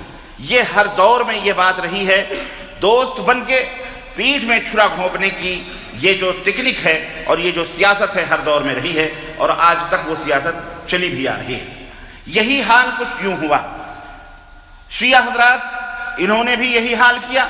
حضرت علی ابن ابی طالب رضی اللہ تعالیٰ عنہ اور اہل بیت سے اپنے تعلق کو جوڑنے کی کوشش کی، بلکہ جوڑا، اور انہوں نے ان کی محبت اور ان کی الفت کا دم بھرا، اور دنیا کو یہ باور کرانے کی کوشش کی کہ ہمیں حقیقی طور پر ان سے محبت ہے۔ حالانکہ یہ جیسا کہ میں نے بتایا کہ اس فرقے کو، رافضی فرقے کو پیدا کرنے والا وہی عبداللہ ابن سبا یہودی، جو یہودی تھا اصل میں، لیکن اس کی بھی سازش اور اس کی بھی تکنیک دیکھیے کہ وہ بھی مدینہ آیا، حضرت عثمان غنی کے ہاتھوں پر کلمہ پڑھا، اور کلمہ پڑھ کے اپنی نسبت گویا کہ داماد رسول حضرت سیدنا عثمان غنی رضی اللہ تعالیٰ عنہ کی طرف کر کے صحابہ کی شاگردی اختیار کر کے، اور اس طرح سے اس نے اپنے سموم، اپنے زہر اور اس کے جو باطل خیالات، اور باطل تو خیالات یہودی ہی ہیں، انہوں نے اپنی دشمنی اس طرح سے ادا کری کہ دوست بن کر کے اور حضرت علی کی محبت کا دم بھر کر کے اور کلمہ پڑھ کر کے، کلمے کی محبت کا دم بھر کے، اس طرح سے اس نے مسلمانوں کے درمیان ایسے لوگوں کو پیدا کیا، اور اس طرح سے جناب علی، اس کے پاداش میں سیدنا عثمان غنی شہید ہوئے، سیدنا علی بن ابی طالب شہید ہوئے، اور اسی طرح سے سیدنا امیر معاویہ کو زخم لگے۔ یہی سلسلہ چلتا چلتا حضرت حسن کو بھی چھرے مارے گئے، اور وہ بھی گویا زہر دے کر، زہر کے ذریعے سے انہیں بھی شہید کیا گیا، اور اس طرح سے سلسلہ چلا تو جناب علی سیدنا حسین ابن علی رضی اللہ تعالی عنہما تک یہ سلسلہ آیا۔ یہ ہر دور میں رہا ہے، اور جھوٹ کو سچ اور سچ کو جھوٹ بنانے کی کوششیں ہر دور میں رہی ہیں۔ چنانچہ یہی کچھ قصہ واقعات کربلا کے ساتھ بھی ہوا۔ ایک راوی ہے، راوی کہتے ہیں روایت کرنے والے کو، بیان کرنے والے کو، جس کا نام تاریخ میں ابو مخنف، اور ایک راوی ہے ہشام بن محمد صاحب۔ یہ وہ راوی ہیں جنہوں نے واقعات کربلا کو شروع میں سب سے پہلے انہوں نے اس کو بیان کیا، اور انہوں نے خوب اس کے اندر اس نے غلو کر کے، نمک مرچ لگا کر کے امت کے درمیان اختلافات کو ہوا دینے کی کوشش کی۔ علامہ حافظ ابن تیمیہ رحمہ اللہ اپنی کتاب منہاج السنہ میں تحریر فرماتے ہیں کہ ابو مخنف و ہشام بن محمد بن صائب وامثالهما من المعروفین بالکذب عند اہل العلم، کہ ابو مخنف اور ہشام بن محمد بن صائب یہ وہ لوگ ہیں جو جھوٹ بولنے میں اقتا ہیں، اور مشہور ہیں تمام محدثین کے نزدیک کہ یہ بڑے کذاب اور بڑے جھوٹے لوگ ہیں۔ منہاج السنہ کے اندر، اور علامہ ذہبی نے الاعتدال اپنی کتاب کے اندر اس بات کو لکھا۔ تو ہشام، ابو مخنف اور ہشام، یہ دو راوی ہیں، یہ جس روایت کو بیان کریں یہ سمجھ لو کہ یہ روایت گڑھی ہوئی، جھوٹی موضوع ہے۔ انہوں نے واقعات کربلا کے موضوع پر کتابیں لکھی اور اس کے اندر خوب رتب و یابس اور خوب اپنی طرف سے اپنا بغض نکالنے کی کوشش کی۔ چنانچہ میں آپ کو ایک دو مثالیں آپ کو دیتا ہوں۔ ابو مخنف جو راوی ہے، اس کی اپنی ایک کتاب ہے جس کا نام ہے مقتل حسین رضی اللہ تعالیٰ عنہ۔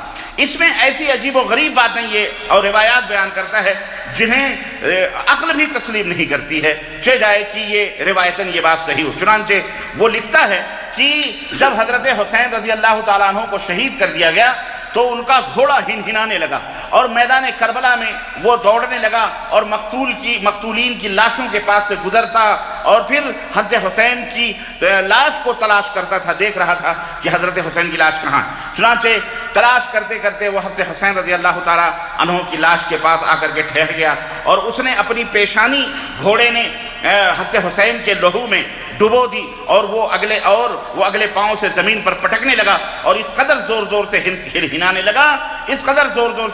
لگا کہ اس کی ہنہناہٹ سے پورا میدان کربلا گونج اٹھا۔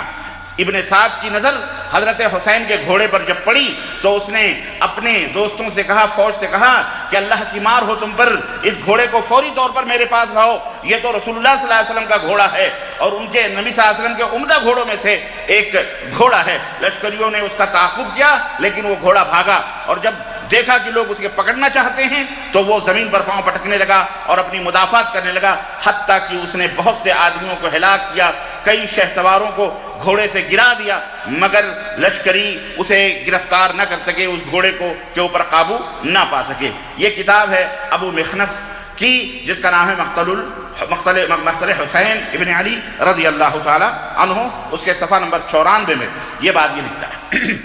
آپ دیکھیے، گھوڑا اگر اتنی ہی بڑا وہ ہوتا تو جناب علی وہ لاشوں کو کیا ضرورت تھی اس کو ڈھونڈنے کی، حضرت حسین کی لاشی کے پاس پہنچ جاتا اور اتنی یعنی اس طرح سے یہ، اور پھر پورا میدان کربلا اس کی ہنہناہٹ سے یہ ہو گیا۔ اب اس کو جب باطل پرست لوگ، یہ بیچارے بھولے بھالے کیا کہیں، یہ سیانے لوگ ہیں، ان کو تیار کیا گیا ہے مسلمانوں کو برباد کرنے کے لیے، مسلمانوں کو ختم کرنے کے لیے۔ جیسے آج کل آپ دیکھ رہے ہو جو حالات پیدا ہو رہے ہیں مسلمانوں، آج بھی وہی حال ہے۔ یہ داعش اور یہ نصرہ اور یہ تمام سب جو تنظیمیں، تحریکیں آج دنیا کے اندر بم بلاسٹ کر رہی ہیں، یہ کون لوگ ہیں؟ ان کے نام مسلمانوں جیسے ہیں لیکن ان کو تیار کرنے والے یہی اسرائیلی ہیں، یہی یہودی، یہی امریکی اور یہی جو ہے دشمنان اسلام ہیں۔ آج اگر سیریا کے اوپر بم بلاسٹ ہو رہا ہے، فرانس اپنا بدلہ لینے کی کوشش کر رہا ہے، کس کو مار رہا ہے؟ کون سے داعش مارے جا رہے ہیں؟ بے گناہ سنی مسلمانوں کے گھروں کو بسمار کیا جا رہا ہے، سنی گھروں کے مسلمانوں کے اوپر بم بلاسٹ ہو رہا ہے، بمباریاں ہو رہی ہیں۔ جناب علی، یہ کس نے یہ بیج بوئی؟ یہ دراصل یہ ایک سازش ہے، یہ ایرانی سازش ہے، یہ مکمل یہودیت کے ساتھ ملی ہوئی امریکہ نے داعش کو تیار کیا۔ جس طرح سے افغانستان کے اندر امریکہ نے اپنے فوجیوں کو اتارے، اس کی اپنی سیاستیں اور افغانستان کو برباد کیا اور آج تک وہ برباد ہو رہا ہے، اور اسی طرح سے اس کے پڑوسی ملکوں کو برباد کیا جا رہا ہے دہشت گردانہ طریقے سے، اور مسلمانوں کو چین کی نیند نہیں سونے دی جا رہی ہے۔ یہ ساری سازشیں، یہ ان میں ملوث ہیں یہی ایرانی ایجنٹ اور یہی شیعہ، یہی رافضی، یہ مکمل طور پر یہ نصیری، یہ خبیث جو جس کا بشار جس کا نام ہے، یہ کون ہے؟ یہ نصیری شیعہ ہے، خبیث یہ شیعہ ہے، یہ رشیوں کے ساتھ مل کر کے، امریکہ کے ساتھ مل کے آج بھی۔ یہ کہنے کا مطلب یہ کہ کوئی یہ اسی زمانے سے شروع سے ہی یا آج تک یہی دہشت گردی اور یہی آتنکوادیت اور یہی ٹیررزم کو فروغ دے رہے ہیں، اور نام ہو رہا ہے کہ جناب علی سعودی عرب کر رہا ہے، مسلمان کر رہے ہیں، سنی لوگ ہیں جو شیعوں کو مار رہے ہیں۔ عراق کو چھین کر کے ایران کے حوالے کیا، کس نے کیا؟ سنیوں نے کیا، انہی امریکیوں نے اور انہی دشمنان اسلام نے کیا۔ اور وہاں بھی سنیوں کو جو مارا گیا، جو پیٹا جا رہا ہے اور جو کاٹا جا رہا ہے، ان کی یہ کون کر رہا ہے؟ لیکن نہیں، چور مچائے شور، یہ چور ہیں اور خود ہی شور مچاتے ہیں، اہل السنہ والجماعت کے خون سے ہولی کھیلتے ہیں۔ خیر، عرض کرنے کا مطلب یہ ہے کہ کوئی بھی ہو، قتل و خون، غارت گری، بہرحال اسلام اس کو پسند نہیں کرتا۔ کہیں بھی دہشت گردانہ، کوئی بھی بے گناہوں کو امن پسند، یعنی باقاعدے بہت سارے اس کے اصول اور ضابطے ہیں، نہ کسی کو بیجا طور پر ناحق طور پر کافر کہنے کا حکم دیتا ہے، نہ بیجا طور پر کسی کا خون بہانے کا حکم دیتا ہے، لیکن افسوس اس بات پر ہے کہ یہ تمام سب ٹھیکرے آ کر کے بے گناہ مسلمانوں پر یہ رافضی شیعوں کے کرتوتوں کی وجہ سے اہل السنہ والجماعہ کے اوپر توڑے جاتے ہیں، اور جب بات آتی ہے تو کہتے ہیں شیعہ سنی، شیعہ سنی، شیعہ سنیوں کو مار رہے ہیں۔ یہ سب چیزیں فراڈ ہیں، یہ تمام سب چیزیں بیان کرنے کی آ رہی ہیں، اور قتل کون ہو رہا ہے اس کو میڈیا بھی بیان نہیں کرتی۔ الغرض کہنے کا مطلب یہ ہے کہ وہ تلخیاں آج بھی ہم محسوس کر رہے ہیں جو تلخیاں ان رافضی شیعوں نے، ان کوفیوں نے حضرت علی کے ساتھ کیا، حضرت حسن کے ساتھ کیا، حضرت امیر معاویہ کے ساتھ کیا، حضرت حسین کے ساتھ کیا، پر نام اہل بیت کا، اہل بیت کی محبت ہے، علی کی محبت ہے، بھوں بھوں روتے ہیں اپنے سینوں کو خون آلود کا برچھیوں سے اور نہ جانے کس کس سے۔ یہ سب اللہ تعالیٰ کی لعنت ہے جو اللہ انشاءاللہ قیامت تک ان کے اوپر برستی رہے گی انشاءاللہ تبارک تعالیٰ۔ میرے عزیزوں، میرے دوستوں اور بھائیوں، اس لیے میں یہ واقعات کی حقیقت آپ کے ذہنوں میں بٹھانا چاہتا ہوں کہ افسوس تو اس بات کا بھی ہے کہ ہمارے اپنے آپ بھی کچھ سنی کہنے والے سن کر کے ادھر ادھر کی جھوٹی روایتیں، قبر پرست مجاوری کرنے والے، درگاہ پوجنے والے، یہ بھی ان کے ساتھ مل کر کے، اور جناب علی ان کی ہاں میں ہاں، شیعوں کی ہاں میں ہاں، یہ بھی انہی کی پیداوار لگتا ہے کہ یہ انہی کی پیداوار، کہتے ہیں کہ ہم ان کے خلاف ہیں لیکن بات وہی کرتے ہیں، عقیدے وہی رکھتے ہیں، یہی مولا علی یہ بھی پکارتے ہیں، یا علی مشکل کشا یہی پکارتے ہیں، یا حسین المدد یہی پکارتے ہیں، سب کچھ وہی کرتے ہیں لیکن نام انہوں نے چینج کیا ہوا۔ تو ہر دور میں یہ بات رہی ہے کہ باطل پرست اور باطل فرقے اور جو ہے قرآن و سنت کے خلاف دشمنان اسلام کی ہمیشہ یہ جد و جہد کوشش رہی ہے کہ انہوں نے ایسی شخصیات کو پکڑا ہوا ہے اور پکڑ کر کے اپنی نسبت اس کی طرف کی ہوئی ہے اور اس سے محبت قدم بھر کر کے امت محمدیہ کو بیوقوف بنانے کی کوشش کی جا رہی۔ دیکھو ہم بھی مسلمان ہیں، ہم بھی، حالانکہ یہ مسلمان نہیں ہیں۔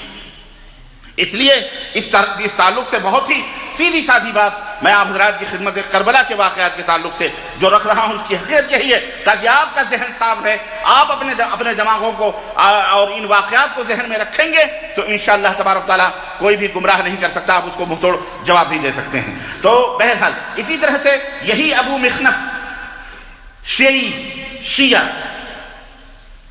غالی قسم کا شیعہ جناب علی اپنی کتاب مقتل حسین میں ایک دوسری جگہ لکھتا ہے کہ جب حضرت حسین کی شہادت ہوئی اور نواز رسول کی لاش کربلا کے اندر گری، اس دن آسمان سے خون کی بارش ہوئی۔ اس دن آسمان سے حضرت علی شہید ہوں جو حضرت حسین کے ابا ہیں، خون کی بارش بولو نہ ہو، حضرت حسن شہید ہوں جو حضرت حسین کے بڑے بھائی ہیں، خون کی بارش۔ اجی اور تو اور ہے سردار کائنات، تمام نبیوں سے افضل، آدم سے لے کر کے حضرت عیسیٰ تک اور پھر حضرت عیسیٰ قیامت تک آنے والی تمام انسانوں اور جناتوں میں ثقلین کے تاجدار ہمارے اور آپ کے نبی حضرت محمد الرسول اللہ صلی اللہ علیہ وسلم کی وفات ہو، آسمان سے خون تو کیا پانی کی بھی بارش نہ ہو، آسمان سے آنسو بھی نہ ٹپکے۔ دیکھیں غلو، دیکھیں آپ ایک شخصیت، اور میں آپ کو بتاؤں آپ سب جانتے ہوں گے اس حقیقت کو، یہ وہ فرقے ہیں جنہوں نے اللہ کی قسم بتلا رہا ہوں کہ انہوں نے رسول اللہ سے بھی زیادہ بلند مقام ان کو عطا کیا، ان کے عقیدے ہیں، اللہ جیسے صفات ان کے اندر تسلیم کرتے ہیں۔ لی خمسۃ اطفی بہا حر الوبا والحاتمہ المصطفیٰ والمرتضیٰ وابناہما والفاطمہ، پاک پنجتن پاک کے عقیدے سے کہتے ہیں ہمارے پاس 5 خنجر پاک ہے، جب بھی ہمارے اوپر مصیبتیں آتی ہیں ہم ان کو پکار لیتے ہیں اور اس طرح سے ساری مصیبتیں ہماری دور ہو جاتی ہیں۔ اللہ سے بھی بڑھ کر کے ان کے بارے میں یہ عقیدہ رکھے جاتے ہیں۔ الغرض اسی قسم کے غالی قسم کے راوی کتابیں لکھ کر کے ان کو مسلمانوں کے ہاتھوں میں دے دی انہوں نے۔ مسلمان آج 1300 برس پہلے 1200 برس پہلے یہ کتابیں لکھی گئی، کس کو پتا ہے کس نے کیا لکھا؟ کل کا واقعہ ہوتا ہے صحیح ڈھنگ سے کوئی بیان نہیں کر پاتا ہے جناب علی۔ یہ ابو مخنف وہاں تھا کیا؟ لیکن نہیں، شیعہ رافضی اپنے خوب سے باطن، یہودیوں کی پیداوار، اپنے ہی خوب سے باطن کا اس طرح سے اظہار کرتے ہیں۔ واقعہ کربلا کا اس طرح سے واقعہ کربلا کا ایک راوی ہے عمار الدہنی، اس کے بارے میں یہ بھی شیعہ ہے لیکن اہل السنہ والجماعہ کا بیان ہے کہ یہ ایسا غالی قسم کا یعنی نہایت ہی متعصب قسم کا شیعہ نہیں تھا، البتہ یہ ہے یہ کوئی بھی بات بیان کرتا تھا تو سچا بیان کرتا تھا۔ اس نے بھی واقعہ کربلا کو بیان کیا ہے۔ علامہ ابن حجر عسقلانی رحمۃ اللہ علیہ اپنی کتاب تقریب التہذیب جو اسماء الرجال کی کتاب ہے اس کے صفحہ نمبر 152 میں 152 میں لکھتے ہیں کہ صدوق یتشیع، یہ بہت بڑا سچا آدمی تھا وہ شیعہ لیکن وہ سچ بولتا تھا۔ عمار الدہنی اسی طرح سے تنقیح المقال میں بھی لکھتے ہیں کہ کانا شیعاً ثقةً، یہ شیعہ ضرور تھا لیکن ثقہ راوی تھا، اس کا عقیدہ شیعی رکھتا تھا لیکن قابل اعتبار آدمی تھا۔ عمار دہنی یہ شیعہ اور سنی دونوں کے نزدیک قابل اعتبار ہے، شیعہ بھی اسے قابل اعتبار مانتے ہیں اور اہل السنہ بھی اسے قابل اعتبار مانتے ہیں۔ تاریخ طبری، تہذیب التہذیب، الاصابہ فی تمییز الصحابہ، یہ اہل السنہ والجماعہ کی کتابیں، علامہ ابن حجر کی، علامہ ذہبی کی، طبری کی، اور یہ کتابوں کے اندر یہ تمام سب باتیں موجود ہیں۔ چنانچہ آئیے اس کی زبانی کربلا کا واقعہ سنتے ہیں جو دونوں کے ہاں معتبر ہے، وہ بھی معتبر، شیعہ بھی مانتا ہے بھی مانتا۔ اب سنیے اس کی روایتوں کو یہ لوگ کس طرح چھپاتے ہیں، ہم انہی کی کتاب سے اس بات کو نوٹ کرتے ہیں۔ عمار دہنی یہ روایت کرتا ہے، اس نے کہا کہ محمد بن علی بن حسین، محمد بن علی بن حسین، یہ کون ہے محمد بن علی بن حسین؟ حضرت حسین کے پوتے ہیں جن کو ابو جعفر بھی کہا جاتا ہے، جن کو باقر بھی کہا جاتا ہے، ابو جعفر باقر لقب ہے، ٹھیک ہے؟ تو یہ ان کے پوتے ہیں۔ امام محمد باقر رحمہ اللہ سے عرض کیا، یعنی ان کا نام محمد باقر ہے نا، لیکن محمد باقر ہے اور اصل میں یہ محمد بن علی بن حسین، حضرت حسین کے بیٹے کا نام علی، اور یہ علی کون ہے معلوم ہے آپ کو؟ علی یہی زین العابدین ہیں، حضرت زین العابدین رحمہ اللہ، جو جنہیں بیمار کربلا کہا جاتا ہے، یہی ایک باقی تھے، باقی سب میدان کربلا میں شہید کر دیے گئے۔ ان کا نام علی ہے، علی بن حسین، اور علی کے بیٹے محمد۔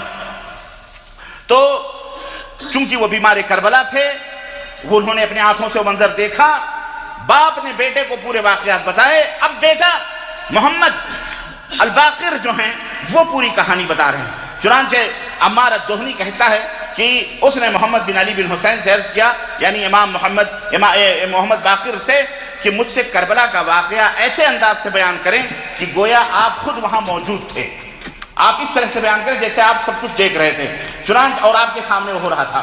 اس پر محمد باقر رحمہ اللہ نے واقعہ کربلا بیان کرنا شروع کیا، اور انہوں نے بیان، اب آئیے ان کی زبانی، یہ بھی اہل بیت ہیں، اہل بیت کی زبانی کربلا کی کہانی آپ سماعت فرمائیں۔ لکھتے ہیں، کہتے ہیں کہ امیر معاویہ رضی اللہ تعالیٰ عنہ کے انتقال کے بعد ولید ابن عتبہ بن ابو سفیان، جو حضرت معاویہ رضی اللہ تعالیٰ عنہ کا بھتیجا اور یزید کا چچیرا بھائی، یزید کے چچیرے بھائی تھے، یہ مدینے کے گورنر تھے۔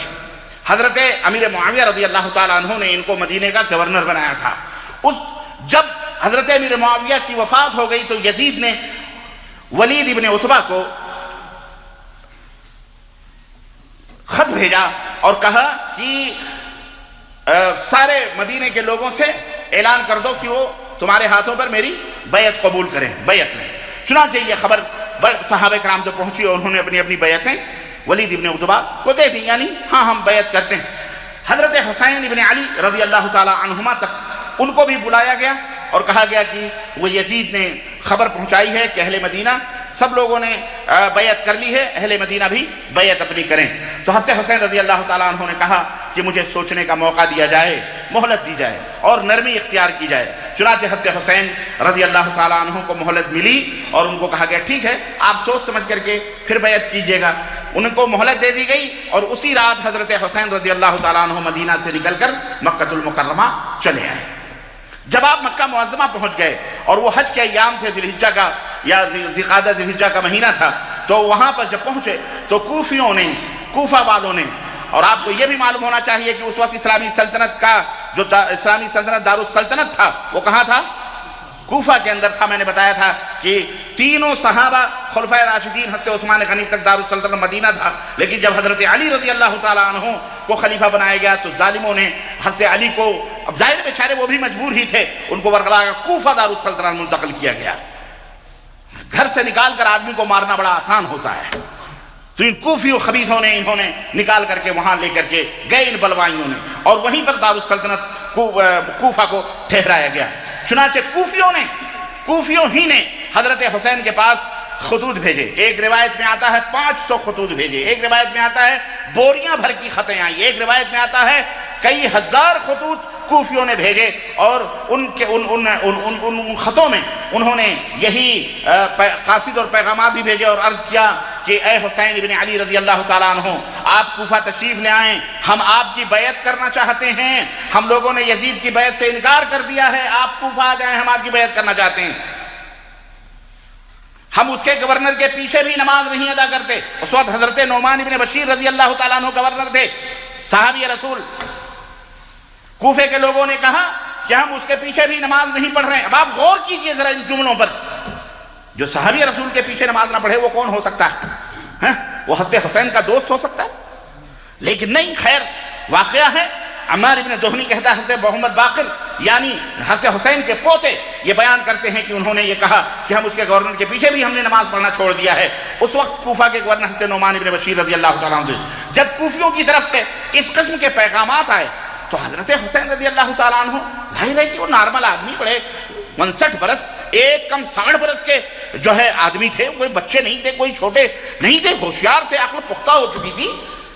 ایک کم 60 برس کی حضرت حسین کی عمر تھی رضی اللہ تعالیٰ عنہ. چنانچہ انہوں نے کہا یہ کیسے؟ چنانچہ ان پروگرام تو بنانے سے پہلے وہاں کے حالات کی تحقیق کے لیے حضرت مسلم بن عقیل رضی اللہ تعالیٰ عنہ جو ان کے چچیرے بھائی تھے، ان کو کہا تم ایسا ہے تم جا کے دیکھو کہ کوفہ والوں کا کیا حال ہے.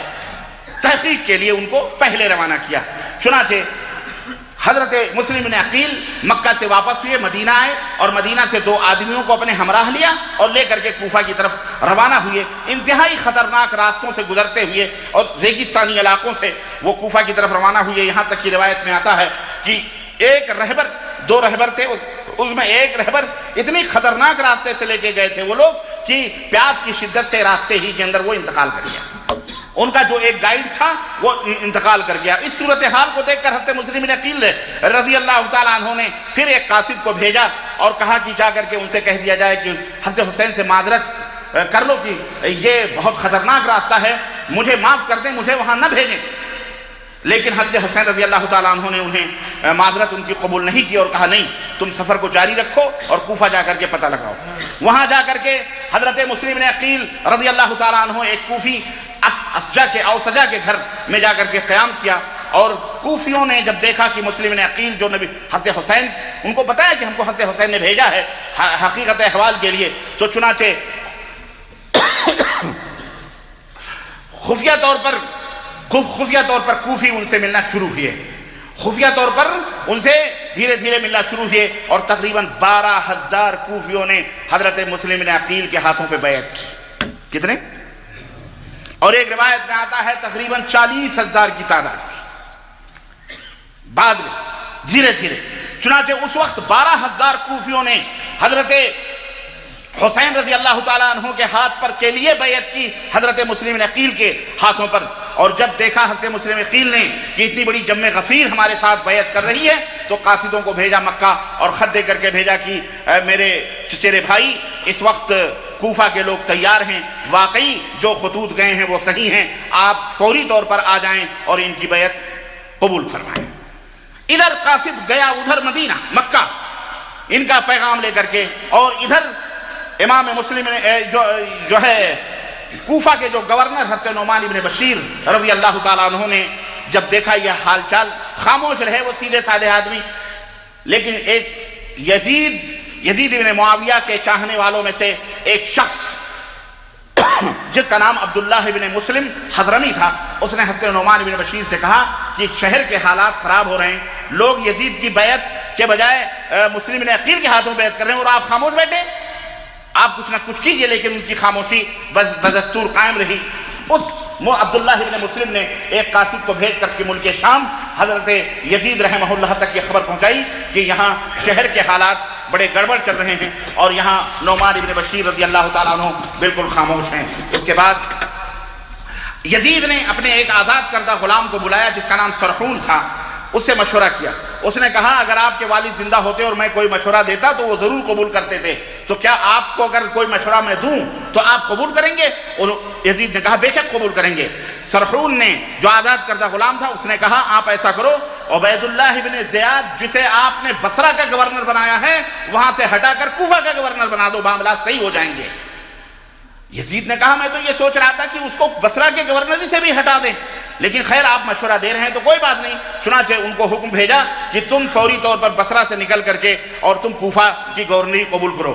یہ عبید اللہ ابن زیاد وہاں سے صرف روایتوں کے اندر 6 یا 8 یا 12 اس طرح کے الفاظ آتے ہیں، صرف 6 یا 8 آدمیوں کو اپنے ساتھ لیا اور راتوں رات کوفہ رات کو پہنچا۔ اور جناب علی کوفہ کے لوگ اپنے اپنے گھروں کے دروازوں پر جیسے لوگ بیٹھتے ہیں، شام کا وقت تھا، اس نے ڈانٹا باندھا۔ عبید اللہ ابن زیاد نے ڈانٹا یوں ہوتا ہے، یوں باندھتے ہیں، ڈانٹا منہ باندھ کر کے، اور ان کے جو بیٹھے ہوئے لوگ تھے ان کی طرف سے گلیوں میں گزرتے رہے۔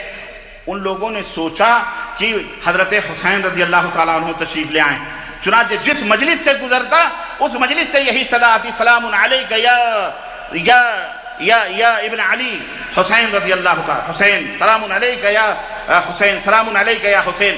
اس طرح سے وہ سمجھ گیا کہ حالات یہاں گڑبڑ چل رہے ہیں۔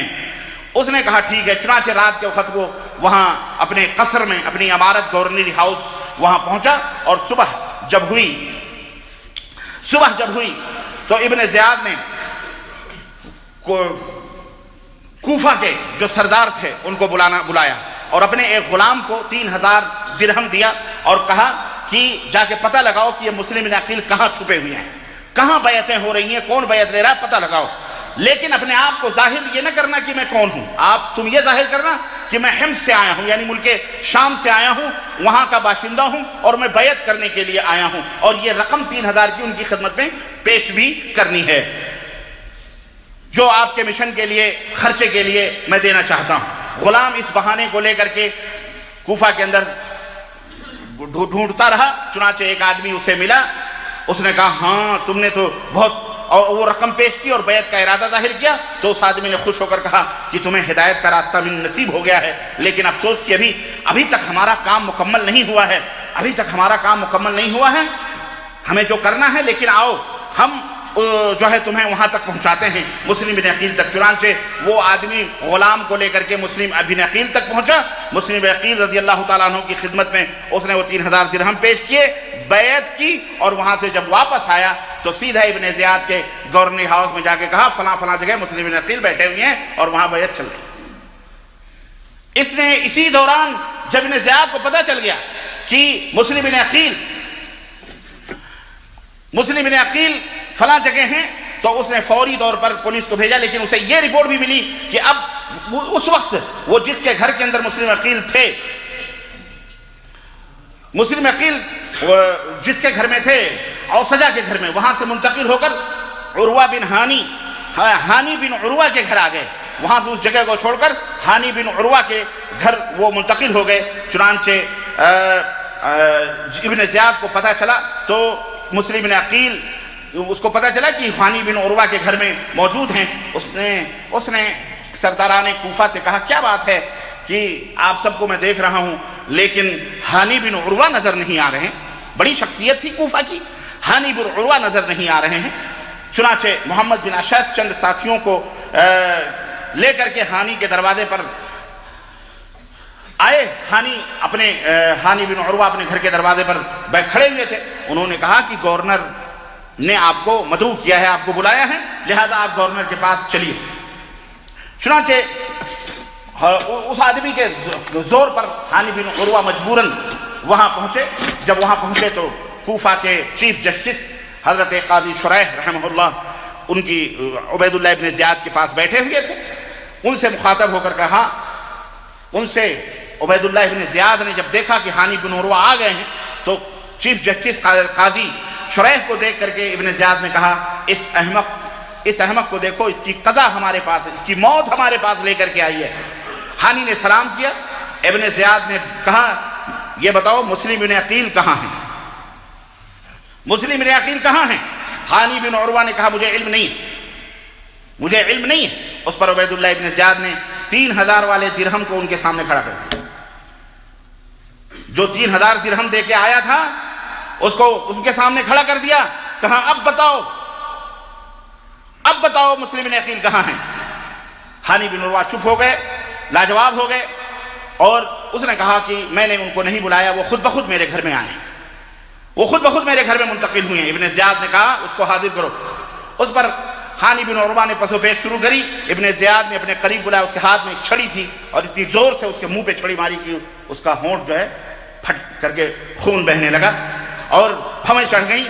عبید اللہ ابن زیاد نے تلوار نکالی کہ اس کو قتل کر دیں، لیکن لوگوں نے اس کو روکا کہ ابھی معاملہ گرم مت کریں، ابھی جو کچھ بھی ہے. چنانچہ ان کو کہا کہ ان کو قید کر دو قید خانے کے اندر، جب تک یہ مسلم بن عقیل کو یہ حاضر نہ کرے. جب حانی بن عروہ ایک بڑے قبیلے کے سردار تھے، معروف تھے، جب ان کے لوگوں کو پتہ چلا کہ اس طرح سے قصر کے اندر گورنر ہاؤس میں ہوا ہے، تو ان کے قبیلے کے لوگوں نے قصر عمارت پر حملہ کر دیا. حملہ کس طرح سے کہ لوگوں کو اکٹھا کرنا شروع کیا اور اس طرح سے حملہ کر دیا. ابن زیاد نے چیف جسٹس کوفہ قاضی شریح رحمہ اللہ کو ان کو کہا کہ جا کر کے ان کو سمجھاؤ اور ان کو بتاؤ کہ ہماری دشمنی تم سے نہیں ہے، مسلم ابن عقیل کو حاضر کر دیا جائے. ہم نے حانی کو تحقیق کے لیے روک رکھا ہے، قید میں رکھا ہے نا. مسلم بن عقیل کی تلاش اور جستجو ہمیں ہے بس، اور تم سے ہماری کوئی دشمنی اور کوئی وہ نہیں ہے. قاضی شریح کے ساتھ ایک غلام کو بھی بھیجا کہ دیکھو یہ لوگوں کو کیا کہتے ہیں. قاضی شریح لوگوں کی طرف جاتے ہوئے حانی کے پاس سے بھی گزرے تو حانی نے کہا کہ میرے بارے میں اللہ سے ڈرنا، زیاد مجھے قتل کرنا چاہتا ہے. قاضی شریح نے ابن زیاد کی بات کہہ کر مطمئن کر دی کہ میں صرف یہ کہنے جا رہا ہوں کہ ابن زیاد نے کہا ہے کہ آپ کو صرف تحقیق کے لیے روکا گیا ہے. چنانچہ بہرحال مسلم بن عقیل ادھر تو انہوں نے یہ اعلان کیا، ادھر حضرت مسلم بن عقیل رضی اللہ تعالیٰ عنہ کو جب اس ہنگامے کا علم ہوا تو انہوں نے خروج کیا. خروج مطلب یعنی انہوں نے بغاوت کا جھنڈا بلند کیا، اور چنانچہ 4000 لوگ، اور بعض روایتوں میں آتا ہے 40,000 کے لوگ حضرت مسلم بن عقیل کے ارد گرد جمع ہو گئے، اور اس طرح سے جنگی طریقے سے ترتیب دے کر گورنر ہاؤس کی طرف وہ روانہ ہوئے، اور پھر صبح ہی سویرے گورنر ہاؤس کو گھیر لیا گیا. ابن زیاد کو اطلاع ہوئی تو اس نے سرداران قریش سے کہا کہ جا کر کے ان کو بتاؤ، ان کو سمجھاؤ اور ان کو کہو اگر جسے اپنے بچوں کو یتیم کرنا ہے، جن عورتوں کو رانڈ ہونا ہے یعنی بیوہ ہونا ہے، جنہیں اپنے بال بچوں سے محبت نہیں ہے، وہ یہاں رہیں، ورنہ سیدھے یہاں سے نکل جائیں، ورنہ ایک ایک کی تکہ بوٹی اڑا دی جائے گی. آپ غور کریں ذرا اس واقعے پر. اس کے پاس کوئی فوج نہیں تھی عبید اللہ ابن زیاد کے پاس، زیادہ سے زیادہ 6 آدمی یا 12 آدمی تھے گورنر ہاؤس میں، اور یہاں لوگ کتنے تھے؟ 12 سے 4000، بعض روایتوں میں 12,000، بعض روایتوں میں 40,000 ہے نا. اتنے لوگ تھے، اور یہ ہمارے دور کا زمانہ نہیں ہے کہ جناب عالی کسی کے پاس ہتھیار نہیں، ایک چاقو بھی نہ ملے، پولیس تلاشی کر کے نوچ لے. وہ زمانہ تھا کہ جب چھوٹے سے چھوٹے آدمیوں کے پاس بھی تلوار، خنجر، تیر، تفنگ ہوا کرتے تھے. ہوتے تھے کہ نہیں ہوتے تھے؟ وہاں اسلحے کے عرب چلتے تھے، وہ اسلحے والے ہوتے تھے. عبید اللہ ابن زیاد کو صرف پھونک دیتے تو اڑ جاتا وہ. لیکن ایک ذرا سی گیدڑ بھبکی اس کو کہہ لیں یا اس کی وارننگ کہہ لیں عبید اللہ ابن زیاد کی، ان بزدل کوفیوں نے کیا حشر کیا پتہ ہے آپ کو؟ تاریخ میں آتا ہے 40,000 یا 12,000 یا 4,000 کجھم میں غفیر گورنری ہاؤس کو گھیرے ہوئے تھا. مسلم بن عقیل اس کی قیادت کر رہے تھے. ظہر کی نماز پڑھی گئی، عبید اللہ ابن زیاد نے اعلان کیا، سرداران کوفہ نے جا کر کے اعلان کیا کہ دیکھو یہ تمہارا حشر ہو جائے گا، اس لیے عزت کے ساتھ چلے جاؤ اپنے گھروں کو. عصر تک روایتوں کے اندر آتا ہے عصر تک 40 کے بجائے 4,000 لوگ رہے، اور پھر مغرب تک مسلم عقیل کے پیچھے 3 صفیں تھیں نماز پڑھنے والوں کی. اور جب عشاء کا ٹائم ہوا تو اس وقت جب سلام پھیرا مسلم عقیل نے تو سارے کوفی انہیں تنہ تنہا چھوڑ کر کے بھاگ، کوئی ان کے پیچھے مدد کے لیے کھڑا ہوا نہیں تھا. یہ وہ کوفی ہیں لا یوفی. حضرت مسلم عقیل مسافر تنہ تنہا کہاں جائیں؟ جب بھاگے، روایتوں کے اندر آتا ہے کہ جس طرف بھی جس گلی میں حضرت مسلم یقین جاتے تھے، لوگ انہیں دیکھ کر اپنے دروازے بند کر لیا کرتے تھے۔ ایک دروازے پہ پہنچے، ایک عورت کھڑی تھی، انہوں نے ان سے کہا کہ اللہ کی بندی مجھے ایک گلاس پانی پلا دو، بہت پیاس لگی ہے، کوفہ والوں نے ہمارے ساتھ دغا کیا ہے، ہائے میں نے تو خط بھیج دیے، میرا بھائی وہاں سے چل چکا ہوگا، ہائے اس کا کیا حشر ہوگا، جب میرے ساتھ انہوں نے یہ دغا بازی کری تو اس کے ساتھ کیوں نہیں دغا بازی کری۔ اللہ، ادھر حضرت مسلم یقین در بدر پھرتے رہے گلیوں کے اندر، اس عورت نے پانی دیا، پلایا، دروازہ بند کر لیا۔ تھوڑی دیر کے بعد اس عورت نے جب دروازہ کھولا تو دیکھا کہ وہ دروازے پر بیٹھے ہوئے۔ اس نے کہا اللہ کے بندے تم یہاں سے چلے جاؤ ورنہ ہم بے گناہ مارے جائیں گے۔ انہوں نے کہا میرے پاس کہیں کوئی ٹھکانہ نہیں، مجھے کم از کم ٹھہرنے کی جگہ دے دو ایک رات۔ عورت نے کہا ٹھیک ہے اندر آ جاؤ۔ اندر وہ حضرت مسلم یقین کو اندر لے لیا، دروازہ بند کر دیا۔ تھوڑی دیر کے بعد اس عورت کا شوہر آیا، اس کو پتہ چلا کہ مسلم یقین اس کے گھر میں ہے، فوری طور پر دروازہ کھول کے مسلم عبید اللہ ابن زیاد کے پاس گیا اور کہا کہ مسلم یقین ہمارے گھر کے اندر موجود ہے۔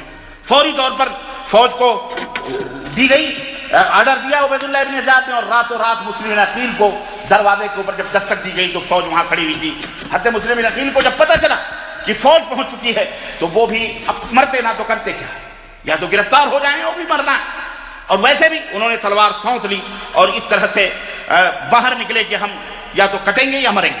لیکن اس نوجوان نے کہا کہ ہم آپ کی حفاظت کی ذمہ داری لیتے ہیں، آپ یہ سب کام نہ کریں اور سیدھے ابن زیاد کے پاس چلیں، بات ختم ہو جائے گی۔ چنانچہ وہ اس کے کہنے پر ابن زیاد کے پاس پہنچ گئے، اور وہاں جب پہنچے ابن زیاد کے پاس لے گئے۔ چنانچہ ابن زیاد نے حکم دیا کہ مسلم یقین کو اس گورنی ہاؤس کے چھت کے اوپر لے جا کر کے قتل کر دیا جائے۔ چنانچہ وہاں بے گناہ اس مسلم یقین کے چچیرے بھائی جو حسین کے تھے، اس گورنی ہاؤس کے چھت کے اوپر ان کو قتل کر دیا گیا۔ انا للہ و انا الیہ راجعون، اور ان کی لاش کو بازار کے اندر پھینکوا دیا گیا، کہا پھینک دو بازار کے اندر تاکہ لوگ عبرت حاصل کریں۔ اور ہانی بن عروہ جو تھے ان کو سر عام کوڑا کرکٹ کی جہاں جگہیں پھینکی جاتی تھیں وہاں پھانسی پہ ان کو لٹکا دیا گیا۔ اس طرح سے کوفہ کے اندر ابن زیاد نے کیا۔ ادھر تو یہ معاملہ ہوا، اب یہ خبر کون حضرت حسین تک پہنچا ہے؟ ادھر حضرت حسین رضی اللہ تعالیٰ عنہ کے پاس جب وہ خط پہنچا جس کے اندر لکھا تھا کہ آپ آ جائیے اور آپ آ جائیں اور یہاں لوگ بیعت کے لیے تیار ہیں، حضرت حسین رضی اللہ تعالیٰ عنہ مکے سے نکلے۔ 8 ذی الحجہ کی تاریخ جب لوگ حج کرنے کے لیے مینا جاتے ہیں، 8 ذی الحجہ کو حضرت حسین رضی اللہ تعالیٰ عنہ اپنے بچے اور مسلم بن عقیل کے ساتھیوں کو لے کر کے، ان کے گھر والوں کو لے کر کے اور کوفہ کی طرف روانہ ہو رہے ہیں، جس کے اندر تقریباً روایتوں کے اندر آتا 50 جو ہے گھڑ سوار تھے یا اونٹ سوار تھے، اور تقریباً 100 کے قریب پاپیادہ یعنی پیدل چل رہے تھے، یعنی 150 آدمیوں کا قافلہ مکہ سے روانہ ہونے کے لیے تیار ہوا۔ حضرت عبداللہ ابن عباس آئے، حضرت حسین کی بات پکڑی اور کہا کہ میرے بھائی اللہ کے لیے سفر مت کرو، ہمیں خون کی بو محسوس ہو رہی ہے، تمہیں جس طرح تمہارے باپ کو کوفیوں نے شہید کیا ایسے ہی تم کو بھی شہید کر دیں گے، مت جاؤ۔ حضرت عبداللہ ابن عمر نے منع کیا، سبوں نے روکا، لیکن حضرت حسین نے کہا نہیں، مجھے بلایا گیا ہے تو میں جاؤں گا۔ چنانچہ بہرحال حضرت قصہ مختصر یہ کہ حضرت حسین رضی اللہ تعالیٰ عنہ کوفہ کے لیے روانہ ہوئے، اور آپ قادسیہ کے 3 میل کے فاصلے پر جب پہنچے تو حر ابن یزید تیمی حضرت حسین رضی اللہ تعالیٰ عنہ کے قافلے کے ساتھ ملا، اور اس نے کہا کہ آپ واپس چلے جائیں، آپ کو میں وہ خبر دینے والا ہوں جس خبر کی توقع آپ کو نہیں ہوگی، آپ سن نہیں سکتے۔ حضرت حسین رضی اللہ تعالیٰ عنہ نے کہا کیا بات ہے؟ کہا کوفیوں نے بے وفائی کی، مسلم بن عقیل کو شہید کر دیا گیا، قتل کر دیا گیا، اور قتل کا پورا واقعہ، پوری تفصیلات حر ابن یزید تیمی نے حضرت حسین رضی اللہ تعالیٰ عنہ کو بتائی۔ یہ سارا قصہ سنا جب حضرت حسین رضی اللہ تعالیٰ عنہ نے، تو حضرت حسین نے کہا ٹھیک ہے اب ہم یہیں سے پھر مکہ کی طرف واپس ہوتے ہیں۔ یہ نقطہ دماغ میں رکھنا، حضرت حسین رضی اللہ تعالیٰ عنہ نے وہیں سے واپسی کا ارادہ بنایا کہ ہم واپس اب مکہ چلتے ہیں، ہمیں اب آگے نہیں جانا ہے۔ اتنی بڑی غداری اور اتنی بڑی بے وفائی۔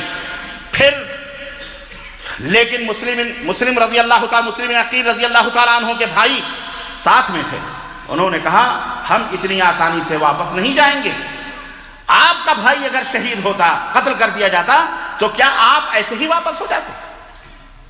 خون کا بدلہ خون، جان کا بدلہ جان۔ ہمارے بھائی کو قتل کیا ہے کوفیوں نے، ہم اس کا بدلہ لیں گے، ہم اس کا بدلہ لیں گے۔ آپ کو واپس جانا ہے جائیے، لیکن ہم واپس نہیں جائیں گے، ہم کوفہ جائیں گے۔ حضرت حسین نے جب یہ معاملہ دیکھا تو کہا تمہارے بغیر اب زندگی کا لطف ہی نہیں رہا، اس لیے سب کو لے کر وہ کوفہ کی طرف روانہ ہو گئے۔ اور آپ کو ابن زیاد کا پہلا دستہ فوج کا بارڈر کے اوپر نظر آیا، تو آپ نے وہاں سے تھوڑی طرف رخ موڑ کر کے کربلا کی طرف رخ کر دیا۔ آپ کربلا پہنچے، وہاں آپ نے خیمہ نصب کیا۔ اس وقت آپ کے ساتھ 45 سوار اور 100 کے قریب پیدل لوگ تھے۔ اس وقت ابن زیاد نے عمرو بن سعد کو بلایا، عمرو بن سعد، اور کہا کہ آپ حسین ابن علی رضی اللہ تعالی عنہ کے ساتھ ان کے سلسلے میں میری مدد کریں، اور آپ ہمارے پیغام کو ان تک پہنچائیں اور لے جائیں۔ عمر بن سعد نے منع، کہا نہیں، میں اس جھمیلے میں نہیں پڑنا چاہتا، مجھے آپ معاف کریں۔ لیکن ابن زیاد نے کہا نہیں، آپ یہ کام کریں گے۔ انہوں نے کہا ٹھیک ہے، مجھے رات بھر سوچنے کا موقع دیا جائے۔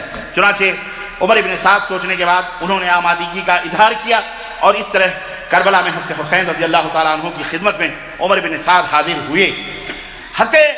پوری کیفیت حضرت عمر بن سعد نے ان کے سامنے، عمرو بن سعد نے بیان کی کہ یہ کیفیات ہیں، ایسی صورت میں آپ اپنا فیصلہ سنائیں۔ تو حضرت حسین رضی اللہ تعالیٰ عنہ نے کہا کہ ایسا ہے کہ میری 3 تجویزیں ہیں، عبید اللہ ابن زیاد سے جا کر کے کہہ دو میری یہ 3 تجویزیں ہیں، اگر یہ 3 تجویزیں مانتے ہیں تو ٹھیک ہے، ورنہ پھر اللہ کے حوالے۔ چنانچہ وہ 3 تجویزیں حضرت حسین نے، اور جو بہایت ہی معقول تجویزیں تھیں۔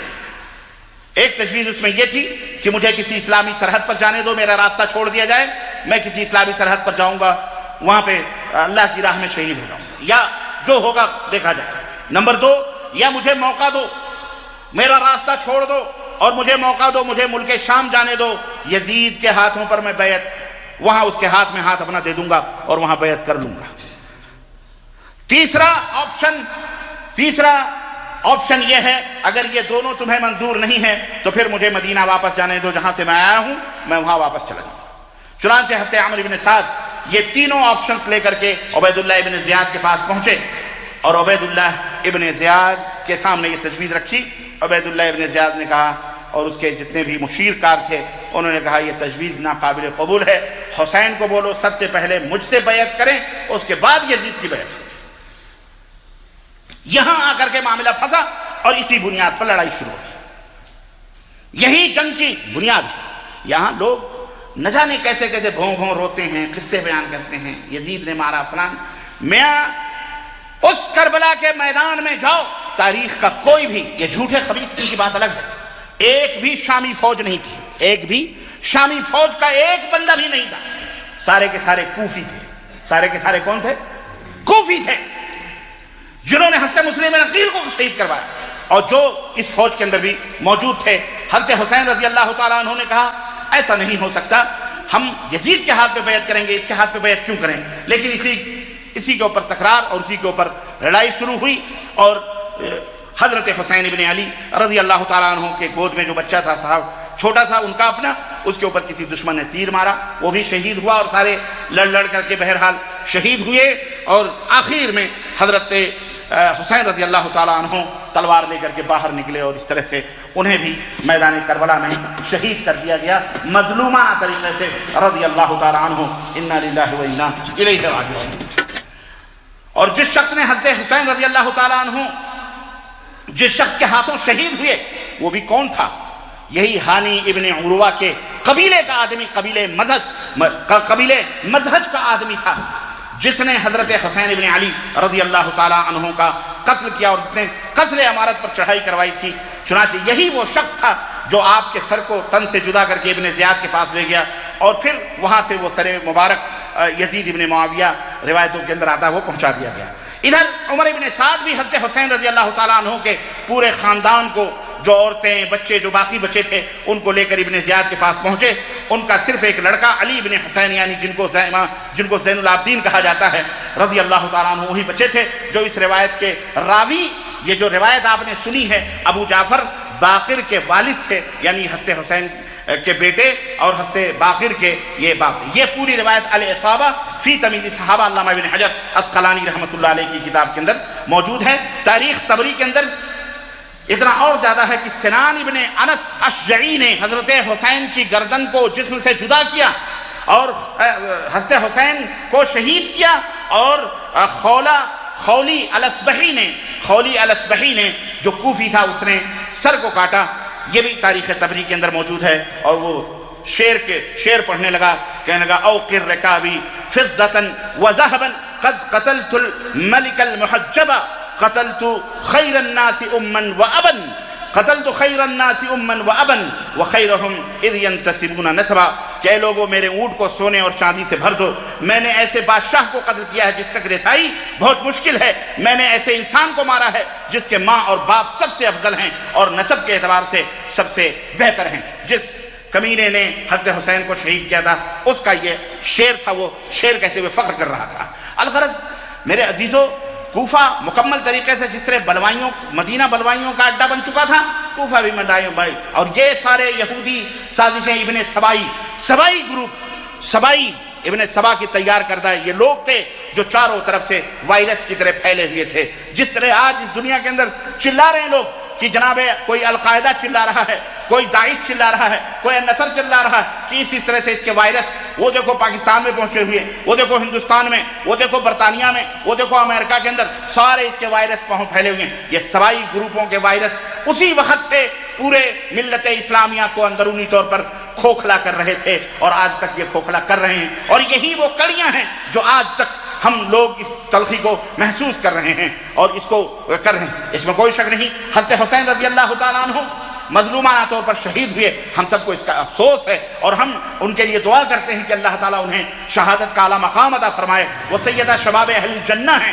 اہل جنت کے جوانوں کے وہ سردار ہیں، ان کی والدہ سیدۃ النساء ہیں، تمام عورتوں کی سردار ہیں، ان کا مقام اللہ کے نبی صلی اللہ علیہ وسلم انہیں سونگھا کرتے تھے اور کہتے جنت کے یہ پھول ہیں۔ ان کی عزت، ان کا احترام، ان کی تقریب ہمارے ذہنوں میں ہمارا عقیدہ اور ہمارا منہج ہے یہ کہ ہم تمام اہل بیت اور تمام صحابہ کرام سے بے عینی محبت کریں، اسی طرح سے جس طرح ہم رسول اللہ صلی اللہ علیہ وسلم سے محبت کرتے ہیں۔ ہم ان کی عزت و تکریم کرتے ہیں، لیکن ان کی عزت و تکریم میں اتنا غلو نہیں کرتے کہ دوسرے کی توہین کریں، دوسرے کو کافر کہیں، دوسرے کو شرابی اور کاذب اور نہ جانے کیا کیا بنائیں اور امت کے درمیان تفرقہ پیدا کرنا۔ ہمارا عقیدہ تمام اہل بیت اطہار اور تمام صحابہ کرام رضوان اللہ علیہم اجمعین سارے کے سارے اللہ کے بندے ہیں، غلطی، خطا اور ثواب دونوں کے متحمل ہیں۔ وہ نبی نہیں، وہ رسول نہیں، ان سے بھی خطا ہو سکتی ہے، غلطی ہو سکتی ہے اجتہادی طور پر، تو ہم انہیں معصوم نہیں سمجھتے، ہم انہیں امام معصوم نہیں سمجھتے کہ نعوذ باللہ استغفر اللہ وہ سب سے بلند نہیں،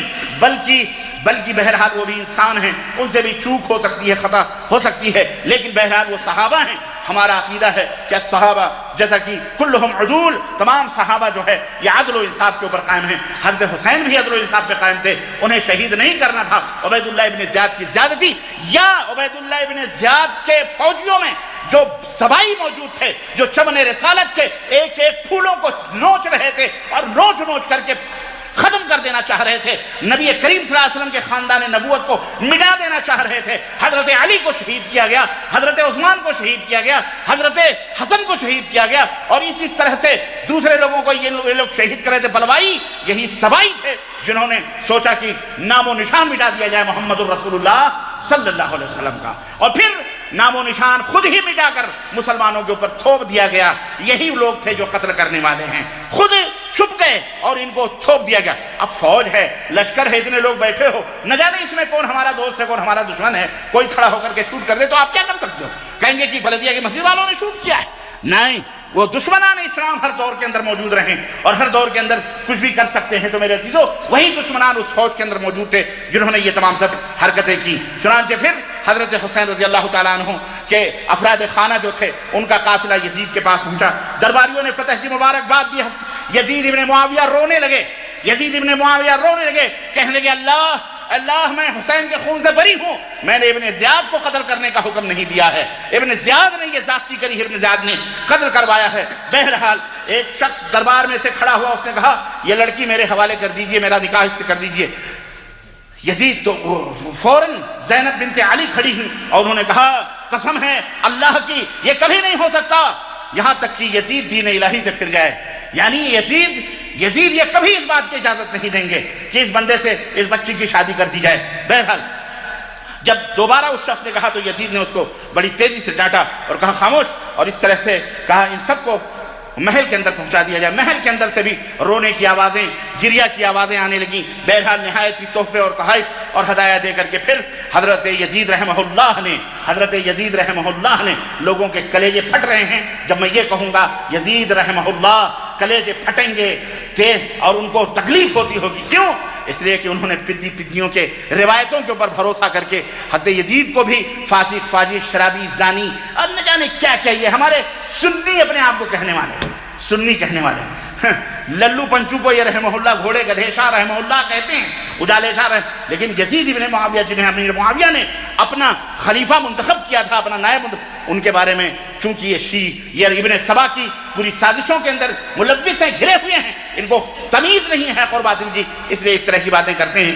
بہرحال یزید نے سب کو تیار کر کے مدینہ روانہ کیا اور پھر اس طرح سے یہ پورا قافلہ مدینہ الرسول صلی اللہ علیہ وسلم جو ہے لٹا پٹا قافلہ وہاں پہنچا. حضرت علامہ ابن حجر رحمۃ اللہ علیہ الاصابہ فی تمیز الصحابہ میں تحریر فرماتے ہیں قد صنف جماعۃ من القدماء فی مقتل الحسین تصانیف فیہا الغث والسمین الغز والصحیح والسقیم فی هذه القصہ التي سقطها عنی کہ متقدمین پچھلے لوگوں نے شہادت حسین کے موضوع پر بہت ساری کتابیں لکھی ہیں، لیکن وہ ساری رتب و یابس اور مکر و فریب و جھوٹ سے بھری ہوئی ہیں. لیکن یہ روایت جو میں نے آپ حضرات کی خدمت میں رکھی ہے یہ ان تمام تصانیف سے بے نیاز کر دیتی ہے. یعنی یہ سچی اور پکی روایت ہے. یہ ہے کربلا کی حقیقت جو محمد الباقر یعنی محمد بن علی بن حسین حضرت حسین کے پوتے اور زین العابدین کے صاحبزادے نے اپنی زبانی بیان کی، جو میں نے آپ حضرات کی خدمت میں رکھی ہے.